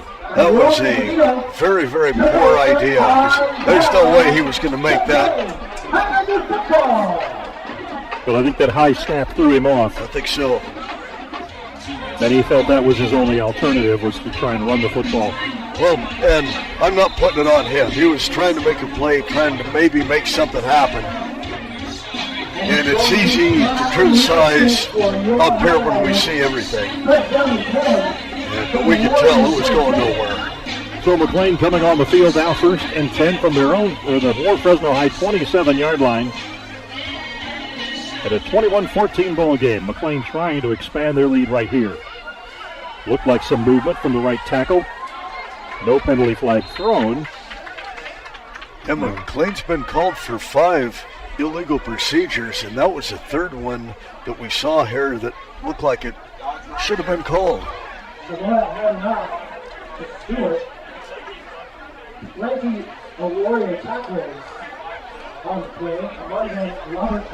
Gain of about just a yard, makes it 2nd and 9.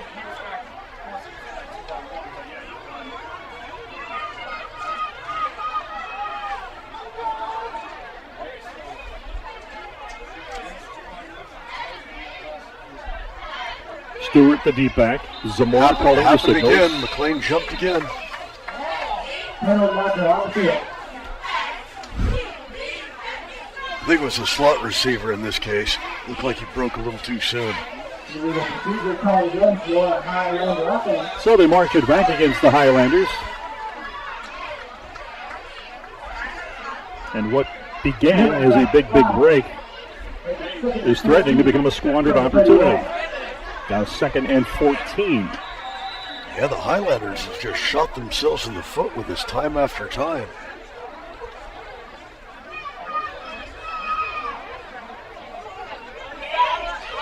Zamora brings him up. He's under center. Stewart, the deep back, takes the handoff, and he is immediately hit and wrestled to the turf. May have been tossed forward for a yard or two on that one, but the Warriors are playing with a heck of a lot more spirit than they did, and well, actually may have lost a half a yard. But the Warrior line, they're playing with some renewed vigor right now. So a 3rd and 14 now for the Highlanders. And this is like a no man's land because they're not going to be able to kick a field goal from this distance, and you don't want to punt when you're this deep down. So they got 2 plays to get 14 yards. That was close again, Dan. Going to throw the football. Zamora, though, under heavy pressure. He fires. It's incomplete, and he is wrestled to the turf, and we got a penalty flag thrown from the defensive secondary. Let's see what the call is.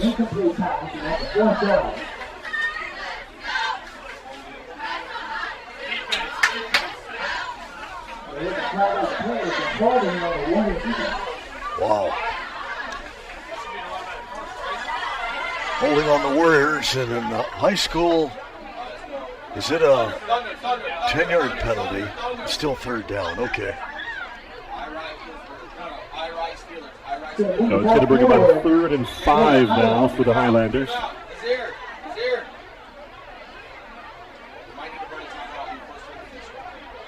It will remain 3rd down, but now it's a more manageable 3rd and 4.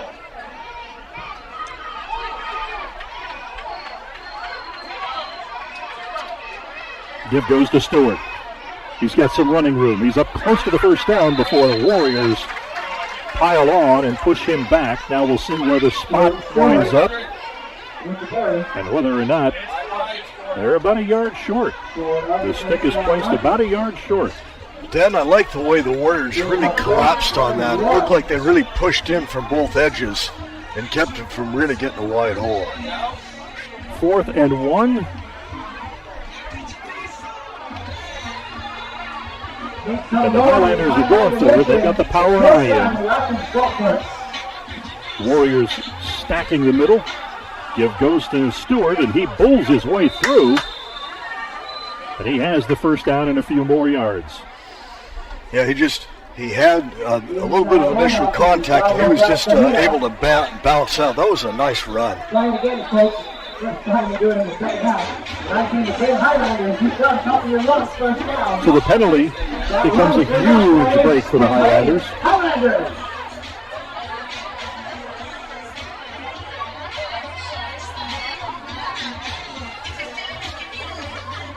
Now 1st and 10 from the 13. It goes to Stewart. Bounces off one would-be tackler and is brought down inside the 10.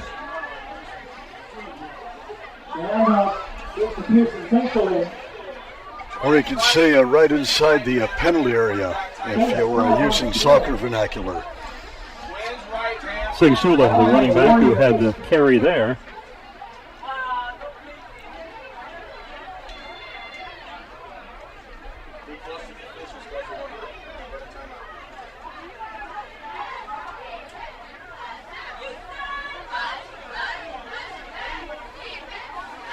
Second and 5 from the 8. Back in motion, quarterback keeps it. Evades one would-be tackler. He's down to about the 1 yard line. He's got first down yardage anyway.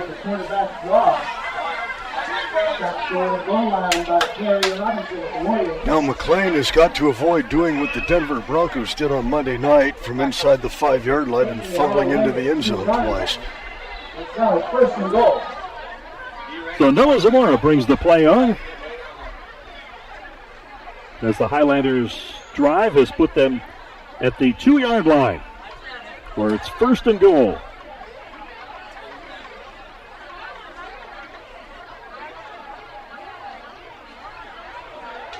He's in. Touchdown, McLean. McLean's offensive line got a real good push on that. McLean!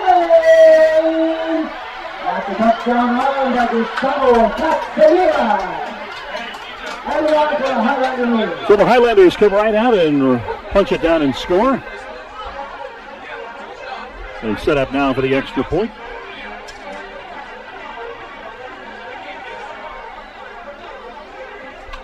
Valladolid on to attempt the PAT out of the home of Lopez. High snap. Well, yeah. It is good. It managed to get across. It was really losing momentum. It was crossing over the goal. And that crossbar was looking like it was going back further and further. So the Highlanders with a 2-touchdown lead now, with 5:44 to play here in the third quarter from McLean Stadium. League opener for both of these teams.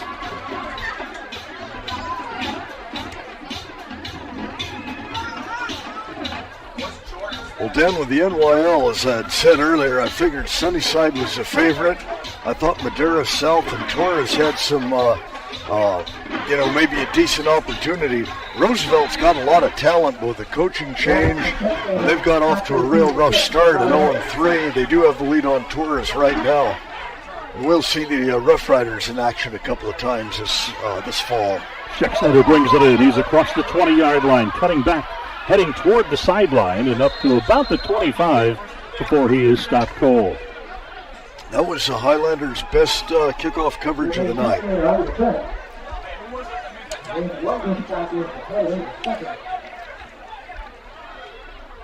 The Warrior offense will take the field. So the Warriors trying to get something going here in the third quarter, having surrendered the first touchdown of the second half. As McLean now with a 2-possession lead, 28-14.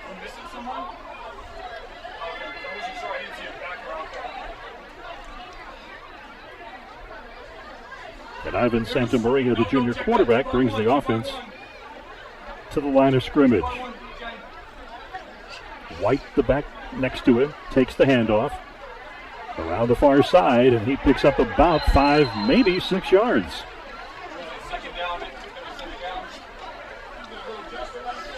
Warriors' offensive line got a real nice push right at the snap. They were ready to go. Makes it 2nd down and 4. Ball just across the 30-yard line. As the Warriors break the huddle. He's got one-on-one coverage down on the near side. Give going to the back. White. And he's dropped for a loss. That was some penetration there by the Highlanders. That was Satah Hanna, and man, he really got in. Nobody touched him.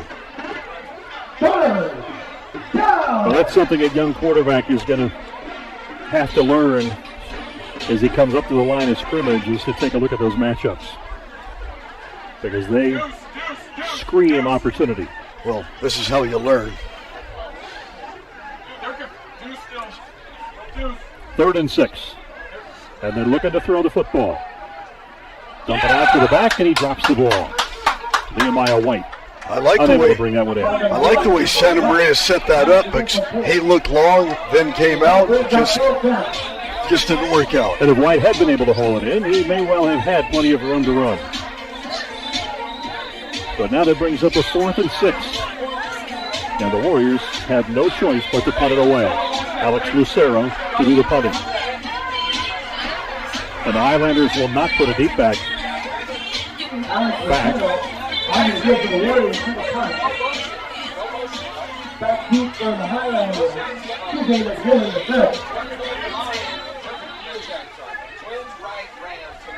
Another high snap.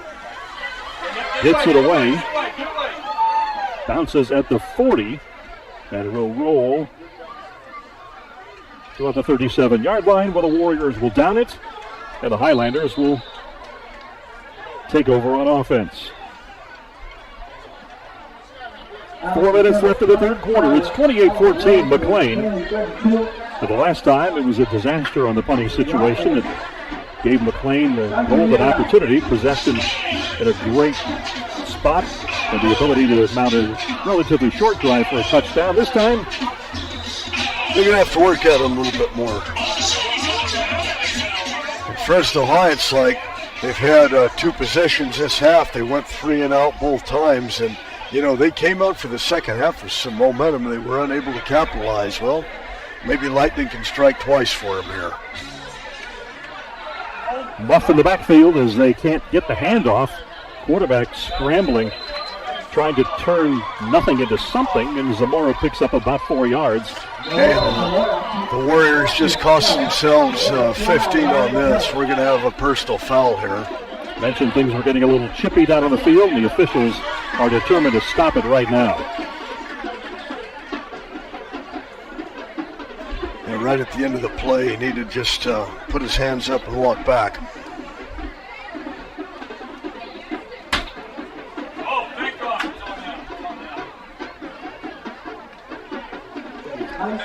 So now you can see it against sportsmanlike penalty. And that's going to give the Highlanders some big yardage. Should take them to about midfield. Indeed, ball will be laid down at the 50-yard line. And as you mentioned, Dan, you know, McLean, play started out, looked like it could be a disaster for them. They got a few yards, and then 15 tacked onto that.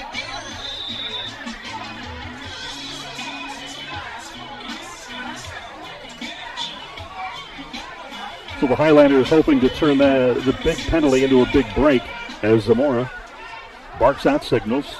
Newhouse takes the handoff, cuts it up, picks up about 3, maybe 4 yards. Looked like he was about to break that out and suddenly hit the wall.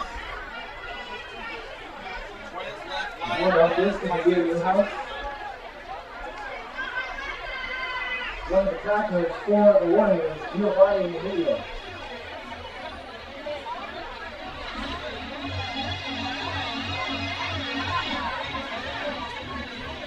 Second down and 8. Second down and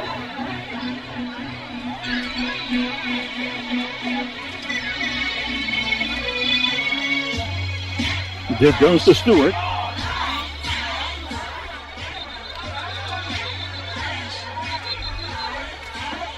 Little if any gain on that, Dan. Maybe 2 yards at most, but not much. I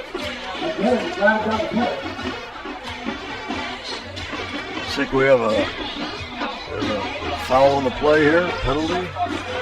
Well, they're coming over to talk to the Fresno High coaching staff.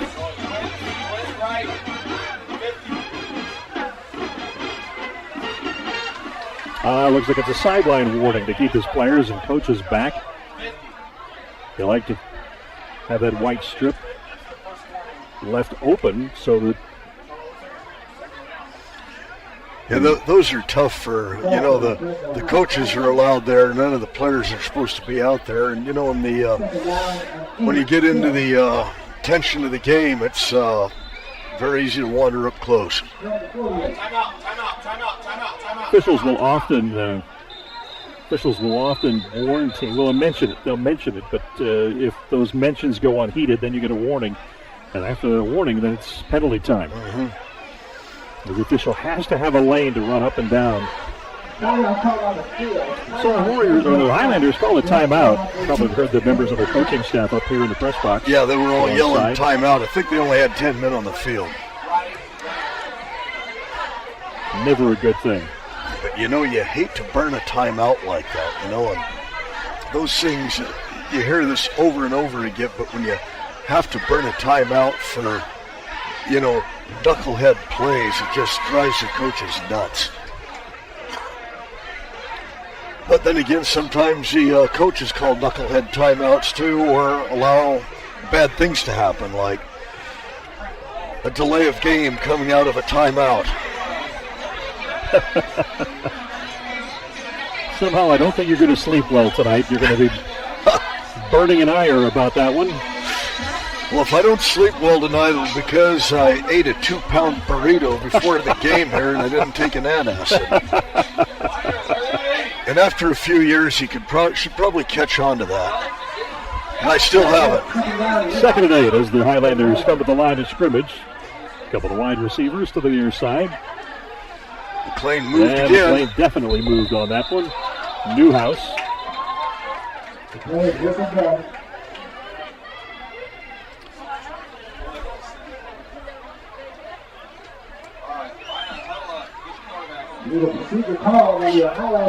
There you go. 7th one, I think, Dan. Coming out of a timeout.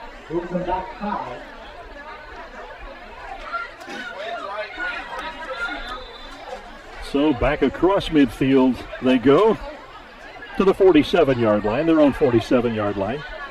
2:55 remaining to be played here in the third quarter from McLean Stadium. Glad you're with us here on CMAC, our first game of the season from the North Yosemite League. Got a terrific lineup coming up in the next few weeks. Hope you make your plans to join us Friday nights at 7:30 for high school football. Stewart up the middle, back across midfield to the 47 before being brought down. Well, got the yardage of the illegal procedure out of the way, and maybe another half yard on top of that. As chippy as this game has been between these two teams, a lot of yapping going on back and forth. One of the things that I'm enjoying seeing is opponents helping up opponent off the turf after a play. Yeah, you see a lot of that, and then with the defensive backs and the wide receivers, you see a lot of, just the low five when they're going back to the huddle. It's good to see that. Brings up a 3rd and 8. Big third down play for the Highlanders. Moved and again. Off go receivers in motion, and since this is not Canada, we would have expected to see some penalty flags, but we don't. No, this definitely is not Canada. And every one of the coaching staff members on the Fresno High sideline had their arms extended saying, wait a minute. Well, in this case, it was a plus for the Warriors because play was a 0, and now they're going to get the football back. And hustling back to field it, Nehemiah White. Back to receive for Fresno.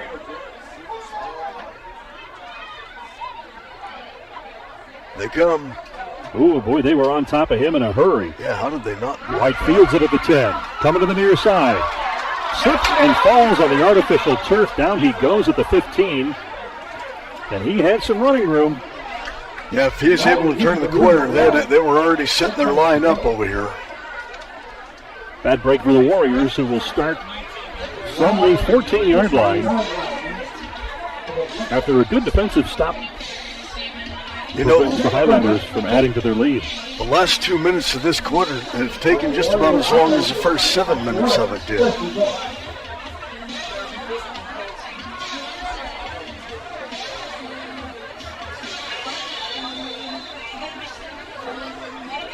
Okay, out at Sunnyside Stadium, Madera South and Roosevelt are tied at 20. Roosevelt ran the kickoff back, but it was called back for a holding penalty. 2.5 minutes left to play out at Sunnyside. Good game. It goes to Nehemiah White. May have gained a yard. That's the with the stop. Clock continues to run. 1:40 remaining here in the third quarter.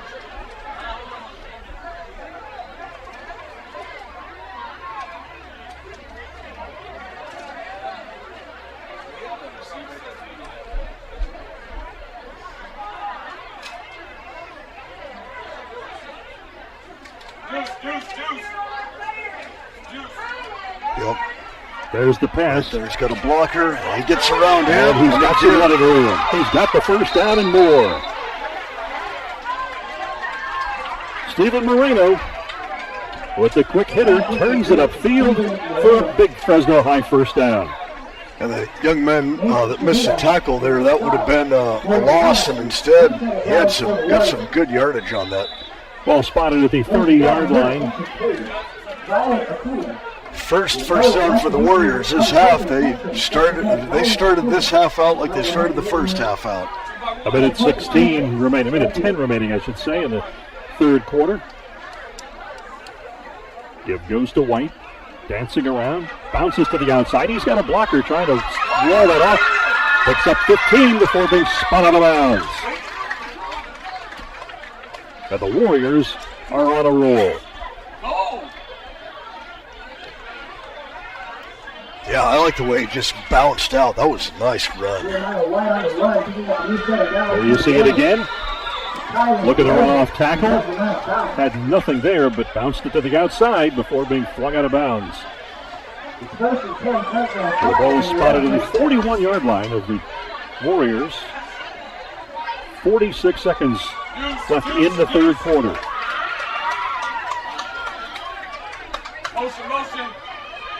On the reverse, trying to cut back, picks up about 3 yards before he is stopped and wrestled to the turf. Lee K. Rice.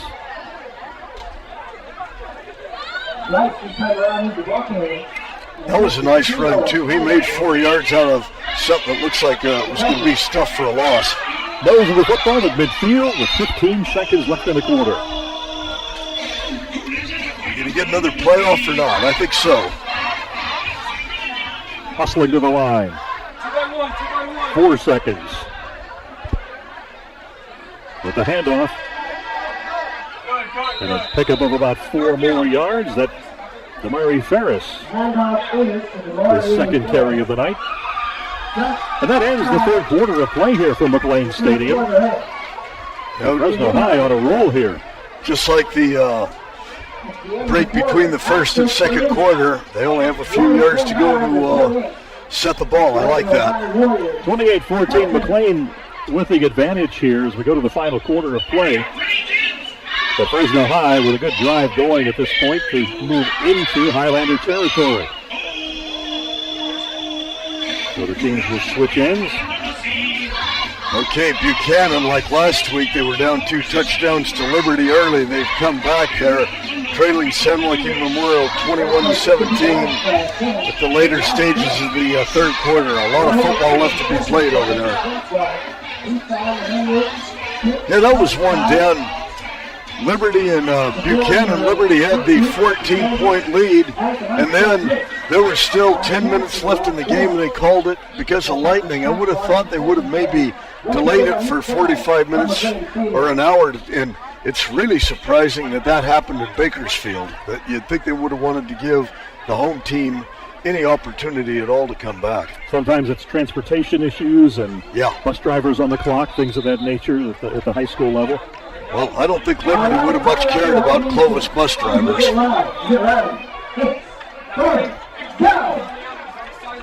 Third and 2 for the Warriors, a big third down for them. McLean's playing real soft here. Shirks the tackler, he's got the first down and then some, turns the corner, gets to the 35-yard line. Big run again for Ferris. Oh, nice looking run there. Where's he been? And we've got an injured Highlander back near midfield. Timeout taken by the officials. Well, he's just moving his feet a little bit back there. We're getting a little bit of movement there. So the Warriors continue to drive, a big first down coming on third down. And the two teams will head to their respective sidelines. Defensive players getting a breather. Terrific night tonight. Weather outstanding, the spirits high. Homecoming excitement. Here's that play once again. Okay, he got rolled up on there. I see what happened there, right at the beginning of the play. But Ferris able to get to the outside, get a nice pickup, and gain the first down for Fresno High.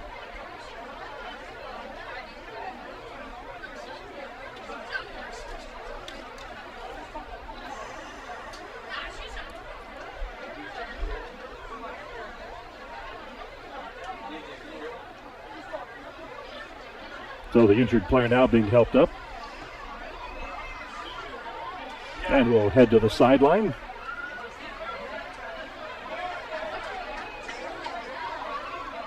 Yeah, he was pretty still for a moment or two. That's good to see him up and jogging off on his own power. So the officials blowing the whistles to get the two teams back out on the field and resume play here. Early stages of the fourth quarter. And the Fresno High Warriors have a very productive drive going. First and 10, ball at the 37-yard line of the Highlanders.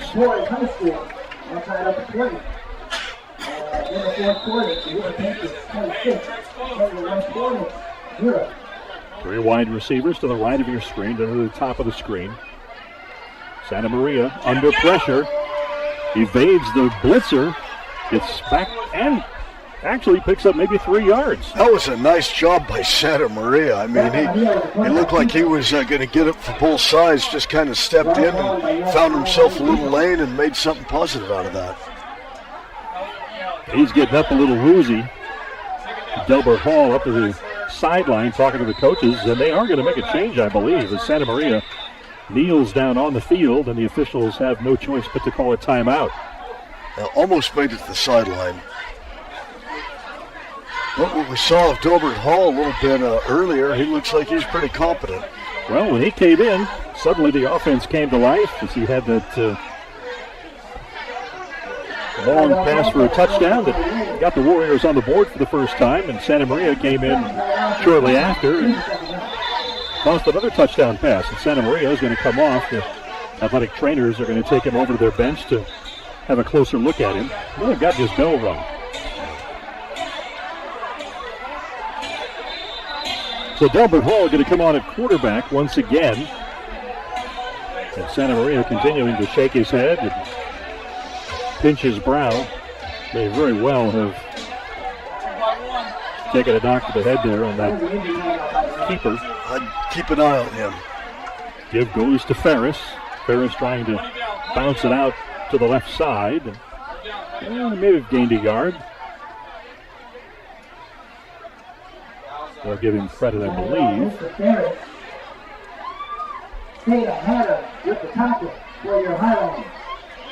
They'll give him credit for a couple of yards and make it 3rd down and 5. Big play for the Warriors. Well, they have 2 plays to get 5 or 6 yards here.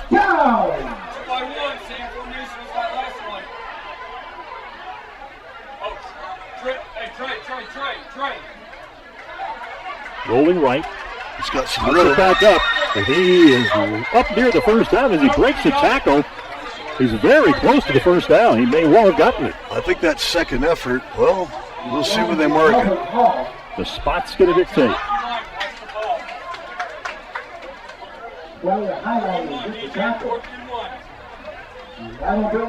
He is just short of the first down. And by time the ball stepped, we're going to have less than 10 minutes left to go in the game. It's a huge play here for the Warriors. They got to convert now. Absolutely. The game is on the line right here for Fresno High. 9:52 to play. Fourth and inches.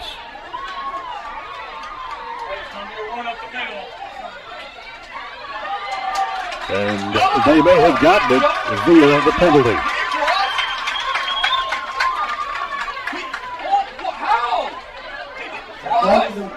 So the McLean front jumped. And it is marched off for a Fresno High first down. You know, Dan, several years ago, Edison was playing Clovis out at La Monica Stadium. And the reason I remember this is a friend of mine was a defensive line coach at Edison. And 5 times in that game, on a hard count, either 3rd and short or 4th and short, the Tigers jumped, giving Clovis first downs. Pretty much costed the game.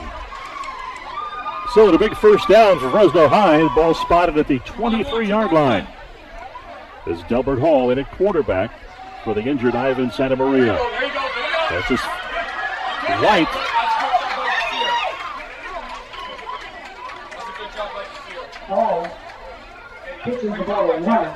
Nehemiah White, the back, who picks up a couple of yards on that play.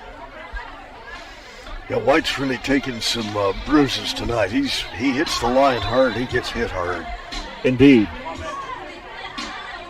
9:15 to play in this one. Now they're saying it was no gain on that one. I thought he bounced forward a little bit on that. I thought so too. But we're not down there. Yep, going to White, up the middle this time, and this time he does pick up some yardage. Maybe half a dozen yards. Yeah, he got down low on that. Nice run. And as you alluded to earlier, the Fresno High offensive line is really getting some effective push there. And where you have a lot of guys that are going both ways on both teams, you can really get that fatigue factor. And when you're going downhill and get some success, it just gives you a little bit more adrenaline. See, they're low. They're hitting it good now. White to the outside. Cuts back up. He's got the first down and much, much more. Nehemiah White.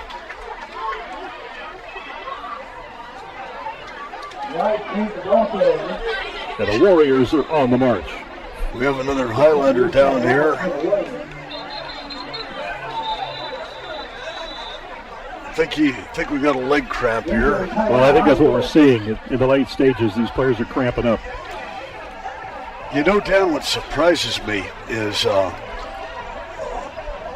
call me a quack if you want, but pickle juice is the best thing for cramps. I mean, you get some of these cramps in your calves, take a shot of pickle juice, and like instantaneously you're up. It's that, I like to say it's the shot of potassium, but there's some of the other properties, and I don't know why coaches don't use that very often. It's really not that bad. Well, and it's not so much coaches as it is their athletic trainers. Right. And the athletic trainers, when you get into that, you get into liability issues, and they look at the research. They look at that peer-reviewed, published research. There hasn't been any extensive study on pickle juice, although people do say that it does help you recover from a cramp faster than the sports drinks. Yes, and I'm 99% into that camp, and I hadn't even thought about that. Liability issues, yeah, there's things have changed since we were young men. So we're at 1st and 1 from the 10-yard line. Hall keeps it, cuts up, bounces off a couple of tacklers. and is down close to the 10-yard line. But you get into the fourth quarter of games on warm nights, and cramping definitely becomes an issue. And to us, and we've got another Highlander down right now, to us, we're sitting up here, and it's now probably in the high 70s. It's perfect for us, but down there you have contact on every play. And I mean, it's not just contact. You have collision, and they've got tons of equipment on, and, you know, after a certain amount of collisions, man, your body pays a price. I'm not going to get any more graphic than that on using the restroom the next day after a night of collisions. Well, they are trying to stretch out the calf muscle, which would indicate that it is indeed a cramp. And when they do that, I remember that happened to me a couple of times. When they're stretching out a cramp, it's like, geez, women say men don't know about pain till you gave birth. But when you have cramps being worked out, or you get a stinger, that's severe calf cramps and kidney stones. Oh, only one time. I know we could continue with this, but it would just go further downhill. Right, exactly. We need to and we'll concentrate hear it on in our football. headsets from the guys of the truck going, "What are you talking about? Get them out of here." So we've got a pause here as they deal with the injured player out on the field. As the Fresno High Warriors, with a tremendous drive going, they are now on the 10-yard line. It is 2nd and goal for the Warriors, trying to cut into this 28-14 McLean lead. Okay, Buchanan has just taken the lead over San Joaquin Memorial, coming from 21-3 down. They now lead 24-21. Still plenty of time left in that game. And Buchanan, those guys don't quit.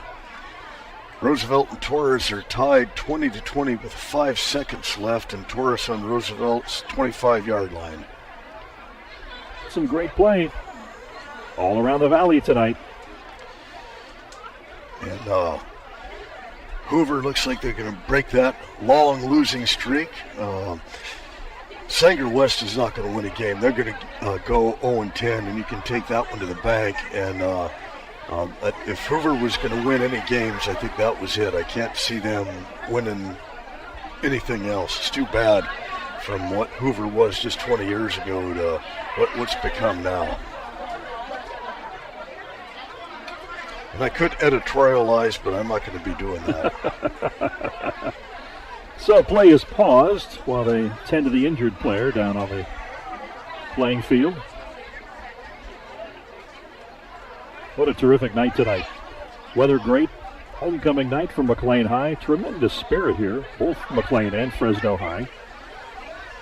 Yeah, and you get two teams that are a combined 1-6, and the crowd's thinned down a little bit now. The McLean band seems to have gone, but you had a really good crowd for this game, and it was nice to see, because you know you get into the November and you have teams with losing records and the weather's cold, and you know you're not doing too well with attendance. Well, this is difficult now for the players. Oh, yeah. They've taken way too long to get that player dealt with and get him off the field, because now you've got other players that are going to tighten up. Exactly. And this is wrong. Yeah. The player's hobbling to the sideline. Clearly he's had a calf muscle cramp. But they took way too long to tend to him down on the field. And it's not fair to the other 22 players who have gotten cold sitting on the sidelines. I mean, they have cooled down a bit.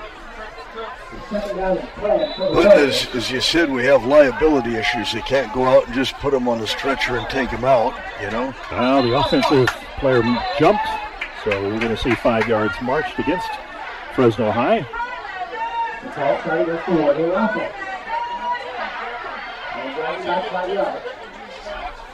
If nothing else, gives them a little bit more passing room. Yeah.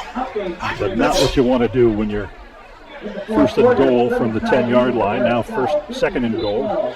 Yeah, that's an optimistic way of looking at it, though. Delbert Hall gives it to White, trying to get more running room. He just about slid through that. Oh, we got somebody else down now for the Highlanders.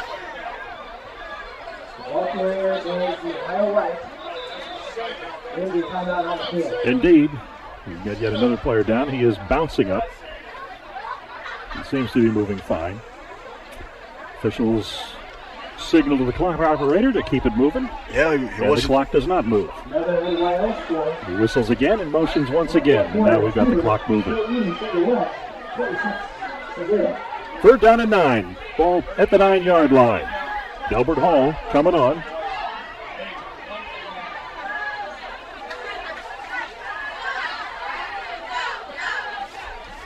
Alongside him in the backfield, Nehemiah White.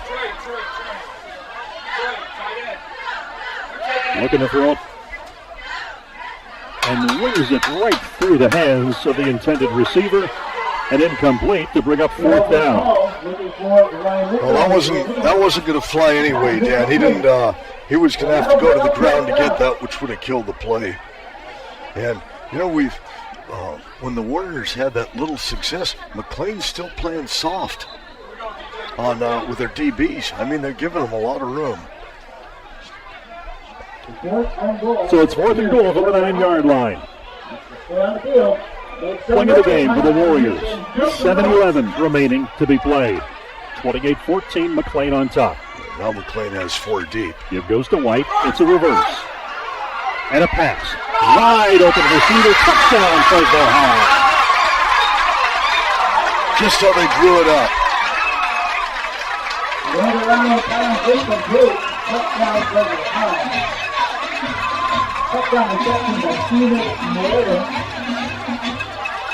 What a play on 4th and 9. And the Warriors pull one from the razzle-dazzle section of the playbook. Take a good look. As the pitch goes to Rice. 2 guys wide open. Stephen Moreno hauls it into the end zone for the Warriors. A terrific play. And it's a 28-20 game. The extra point is up and good. And we are now in a one-possession game at 28-27 with 7:05 to go here in the 4th quarter from McLean Stadium. I love plays like that.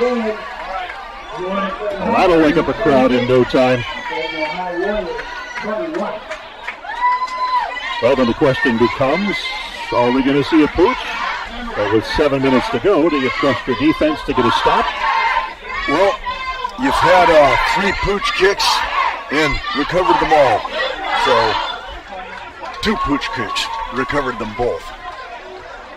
But yeah, I'm definitely going to go with a pooch kick now because I can't tell. Okay, I see over on this side, I see some good hands men. Okay, McLean does have the good. They don't have any linemen except the man in the middle. But we're still going to see a pooch kick. Alex Lucero to do the kicking. Will he pooch it or will he kick it deep? Will there pooch? No. I'm wrong again, Dan. Bounces out of bounds at the 15-yard line.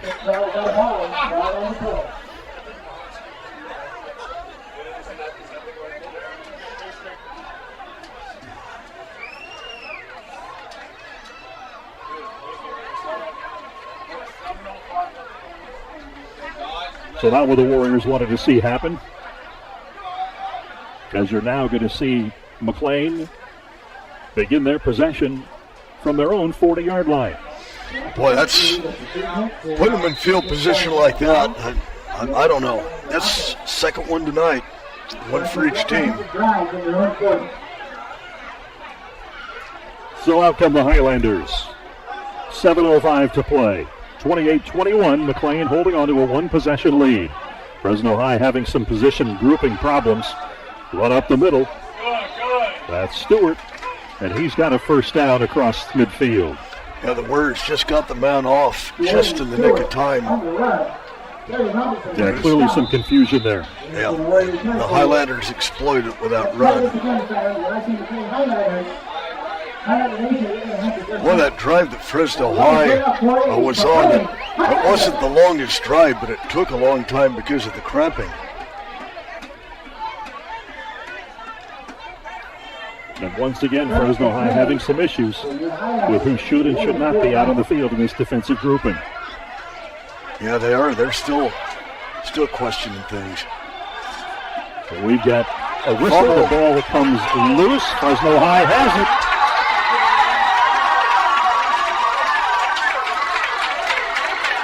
Wow.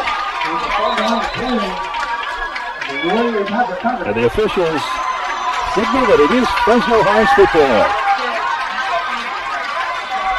Another big break for the Warriors. Let's see if they can capitalize.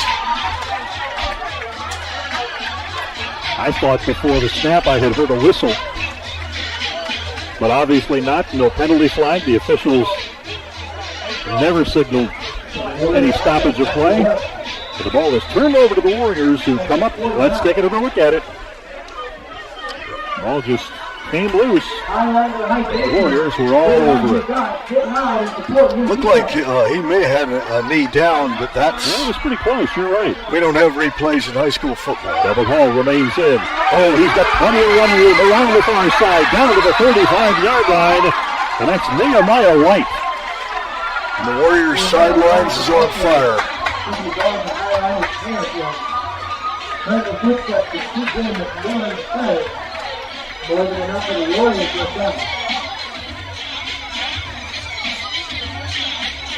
And once again, contrast here is Fresno High is just electrifying this stadium.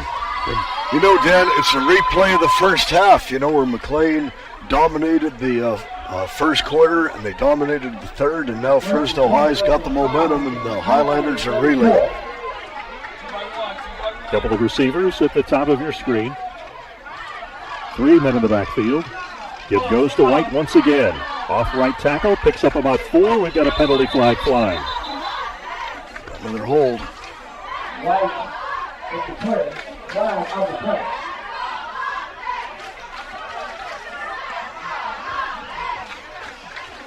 And there you see the call.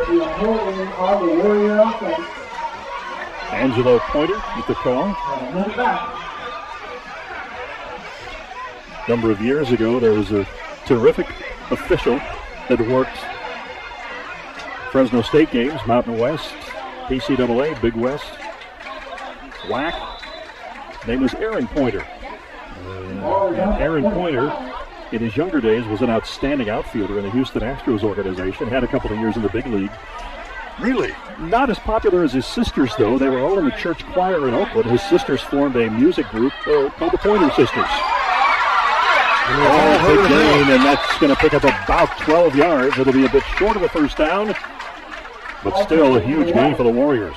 You were an encyclopedia of amazing trivia, and if any of you people out here watching have not read any of Dan's books, and you're into sports and you're on the maybe plus age of 50, I cannot recommend them enough. They're just great reads. No, you're kind, Fred. Thank you. I appreciate that.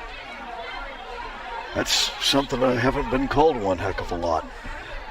But thank you. 2nd and 9. Shovel back to White. He's up to about the 29. Brought down. And that's going to bring up a big third down play, about 3rd and 5. Highlanders right now, they're looking tired. They're really looking worn out now.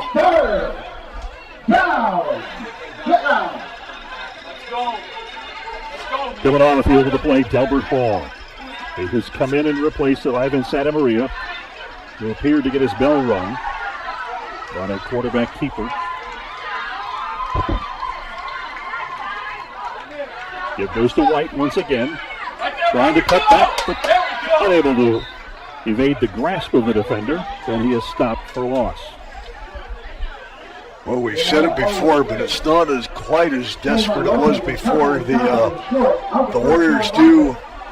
They need to get this first down to try and tie the game up, but even if they don't, they're not out of it yet. 4th and 4 from the 31-yard line for Fresno High. This is your ball game. 4:10 to play.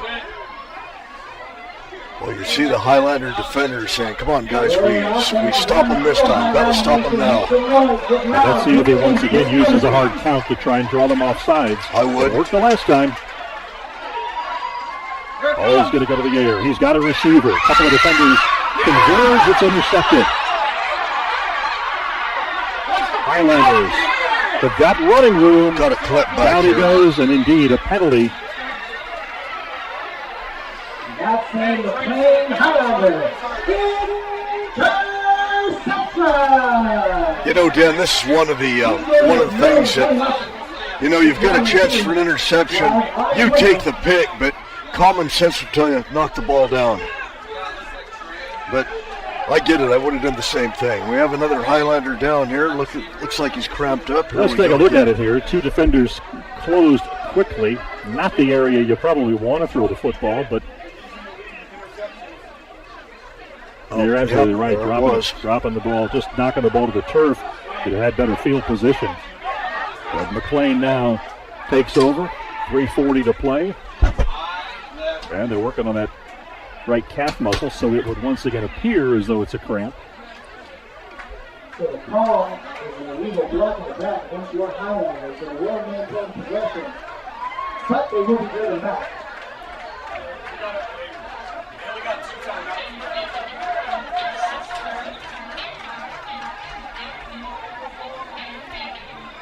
So the Highlanders will begin possession at, I believe, the 8-yard line. McLean with all 3 of their timeouts remaining. Fresno High with 2 remaining.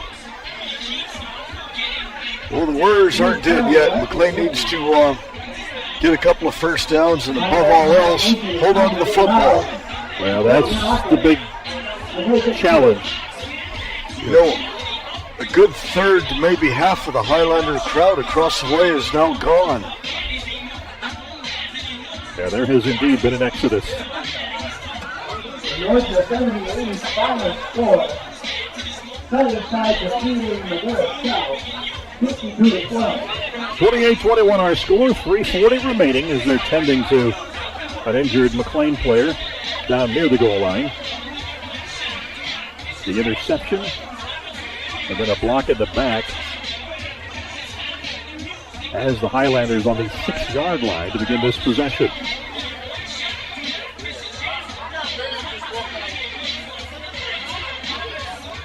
There's a lot of discussion going on both sidelines, teams around their coaches.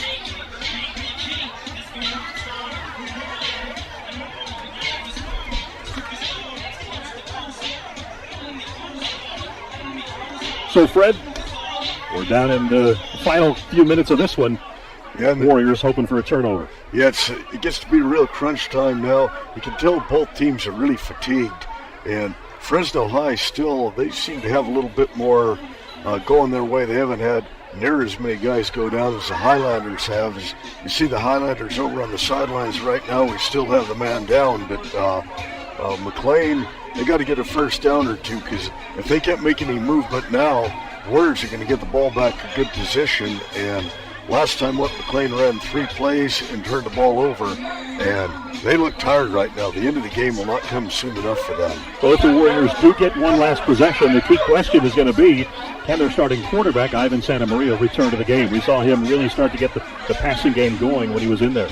Well, his helmet's back on him now, and if he would have had a concussion, they just take the helmet away, and he's still working there on the sideline, so I think we're going to see him again. And one of the things looking way far ahead now, and I think if the Warriors can get the ball back with 2 minutes or so left in the game, I like their chances of maybe getting into the end zone. And then you have the $2 question. Do you go for 2 or just go to overtime? And you know what I'm going to tell you. You're that close, you go for the win. Absolutely, absolutely. So the injured player now makes his way to the sideline. The two teams come back out onto the field. McLean will start this possession from the 6-yard line. Warriors in need of a big stop here. And the Highlanders want to just make the clock their 12th man. Not insinuating we're playing in Canada. I know that.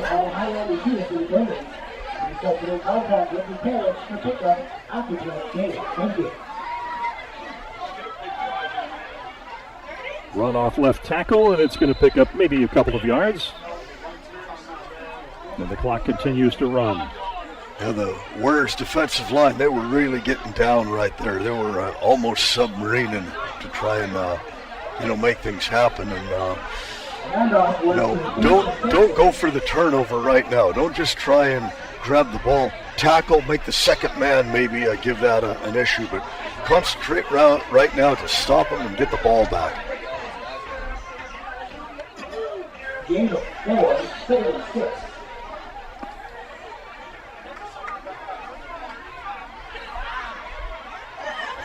Zamora, barking signals. Give goes to Steele. Oh, he's punched it through a big hole and out near the 30-yard line. Big first down for the Highlanders. That would sink Sulik. Pearson sings Sulik. And had that hole and he blew through it. You saw how low he got. He really cradled the ball. He was going down. And now, just that one timeout, the Warriors are going to have to burn a couple of timeouts here before too long. Let's see this again. Oh, yeah, that was nice. And he was running low right at initial contact because he had one of the tacklers just bounce off of him. There you see, clock down to 2:19. It is certainly an ally of the Highlanders now. Give goes to the deep back. Might have gotten a yard. Okay, Coach, now is when Fresno High needs to use one of those timeouts. They don't want it to get too far behind them. Sing-Suli.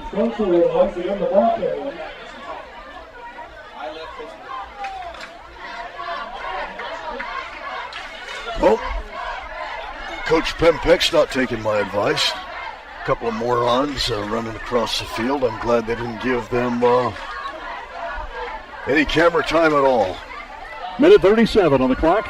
28-21, McLean leading and trying to run that clock down and leave McLean Stadium with a victory to open North U70 League play tonight. And Sully once again hits the wall, continues churning, and gets maybe 2 more yards. And now it's third down and a timeout is used. Timeout on the field, timeout taken 5. It is the second timeout that's taken in this half. Okay, the Warriors only have one more timeout down. I really questioned this. I thought, boy, use one after first down there. And, you know, you just give yourself a little bit more time because when the Warriors do get the ball back, and they're not going to have much time. A minute 19 is all that's left in this game. Time running out on the Fresno High Warriors.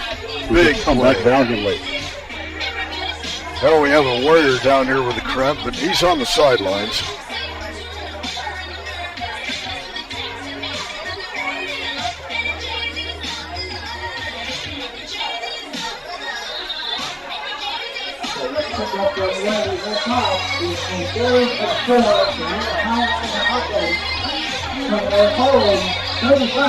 Buchanan's added to their lead against Memorial. They're now up 31-21. 3rd and 4 for the Highlanders. Huge play for both teams.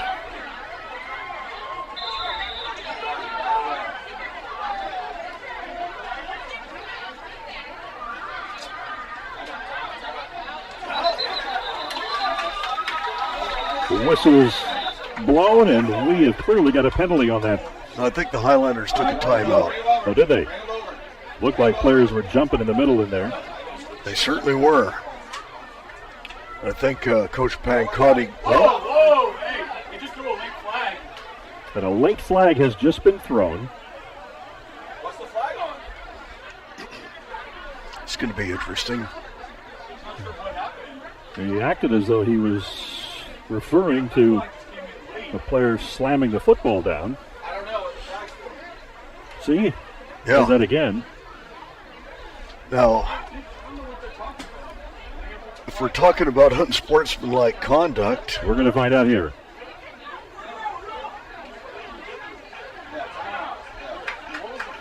Okay, called timeout. Timeout, called on the field. Timeout, McLean. Okay, now the flag's been picked up, but I didn't see him wave it off yet. No. The official's talking about it there at the 35-yard line.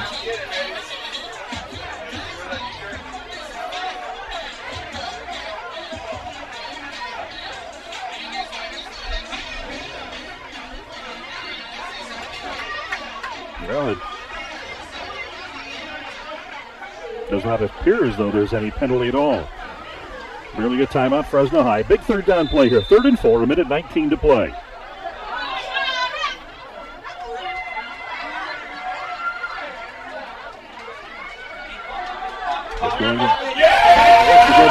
Big gainer. Huge gain. Wrestled out across the 40 at the 38. Football coming loose. But the officials say he was down. Yeah, he was clearly down. Oh, boy. Pearson saying so. Terrific run down to the 38-yard line. They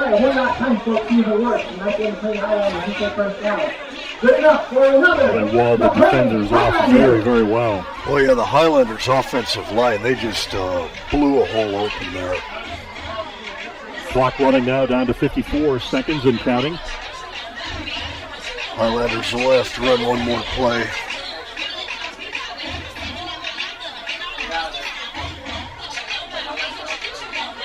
Short of a turnover, things pretty much hopeless for the Warriors.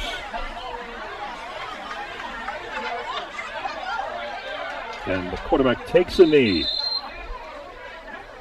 That's it. That's game, DJ. Ladies and gentlemen, your attention, please. Once again, a reminder to have the Highlanders. So the clock continues to run, and that is... Yeah, the Highlanders are not going to have to run another play. That's going to wrap things up. So the celebrating takes place across the way on the McLean sideline, and Fresno High regroups after dropping their 4th of the season. Terrific effort on the part of both teams tonight. The Highlanders victorious by a score of 28-21 over the Fresno High Warriors here from McLean Stadium. Well, the way the game started out, like you said, it looked like it was going to be a blowout. And, you got to hand it to the Warriors. They never quit. They just kept coming. They gave it everything they had. Just wasn't quite enough tonight. Well, the strategy, the play calling, they had some terrific pooch kicks that turned into big plays. They had the reverse and pass. Some interesting plays, and the Warriors battled back, and certainly being down 21-0 at one point, it would have been very easy to fold their tent and call it a night, and they didn't. No doubt about it. So a thrilling North Yosemite League season opener tonight here from McLean Stadium. As you see the two teams shaking hands and wrapping things up. And McLean victorious 28-21. Your thoughts on this one? Well, I mean, McLean had the opportunity to slam the door, and they let Fresno High back in the game. It's a credit for the Warriors, because most teams, especially at this age, you get down like that, you just get down. And then it's hard to come out of that. Fresno High did, and then when they got that first touchdown, you could already see the momentum switch. That sideline was electrified, and then they're, hey, we can win this game. And then when they got that second touchdown, then it was anybody's game. And McLean, they're going to have to work on some things. I'm not going to say they were fortunate, because I thought they were the better team on the field tonight, but they've got to work on those special teams. My goodness, having a couple of pooch kicks like that, and they did it just at halftime, but they got to work on that, and their kickoff game really needs some work. But their offensive line looked good, and they made plays when they had to, and they won the game, and now they're whooping it up. And I mean, the Highlanders, they were having guys going off hurt a lot there. They got to work on that conditioning a little bit. Indeed, a terrific opener to North Yosemite League play, as the McLean Highlanders are victorious here tonight at McLean Stadium 28-21. Thanks to the entire crew out in the truck. The State Center Community College, our presenter tonight. Final score from McLean Stadium, it's the McLean Highlanders 28, the Fresno High Warriors 21. Good night, everybody. This broadcast is brought to you in part by Hendricks Chevrolet, celebrating 75 years in the Valley, and State Center Community College District, covering Fresno, Reedley, Oakhurst, Madera, and Clovis. Thank you for your support.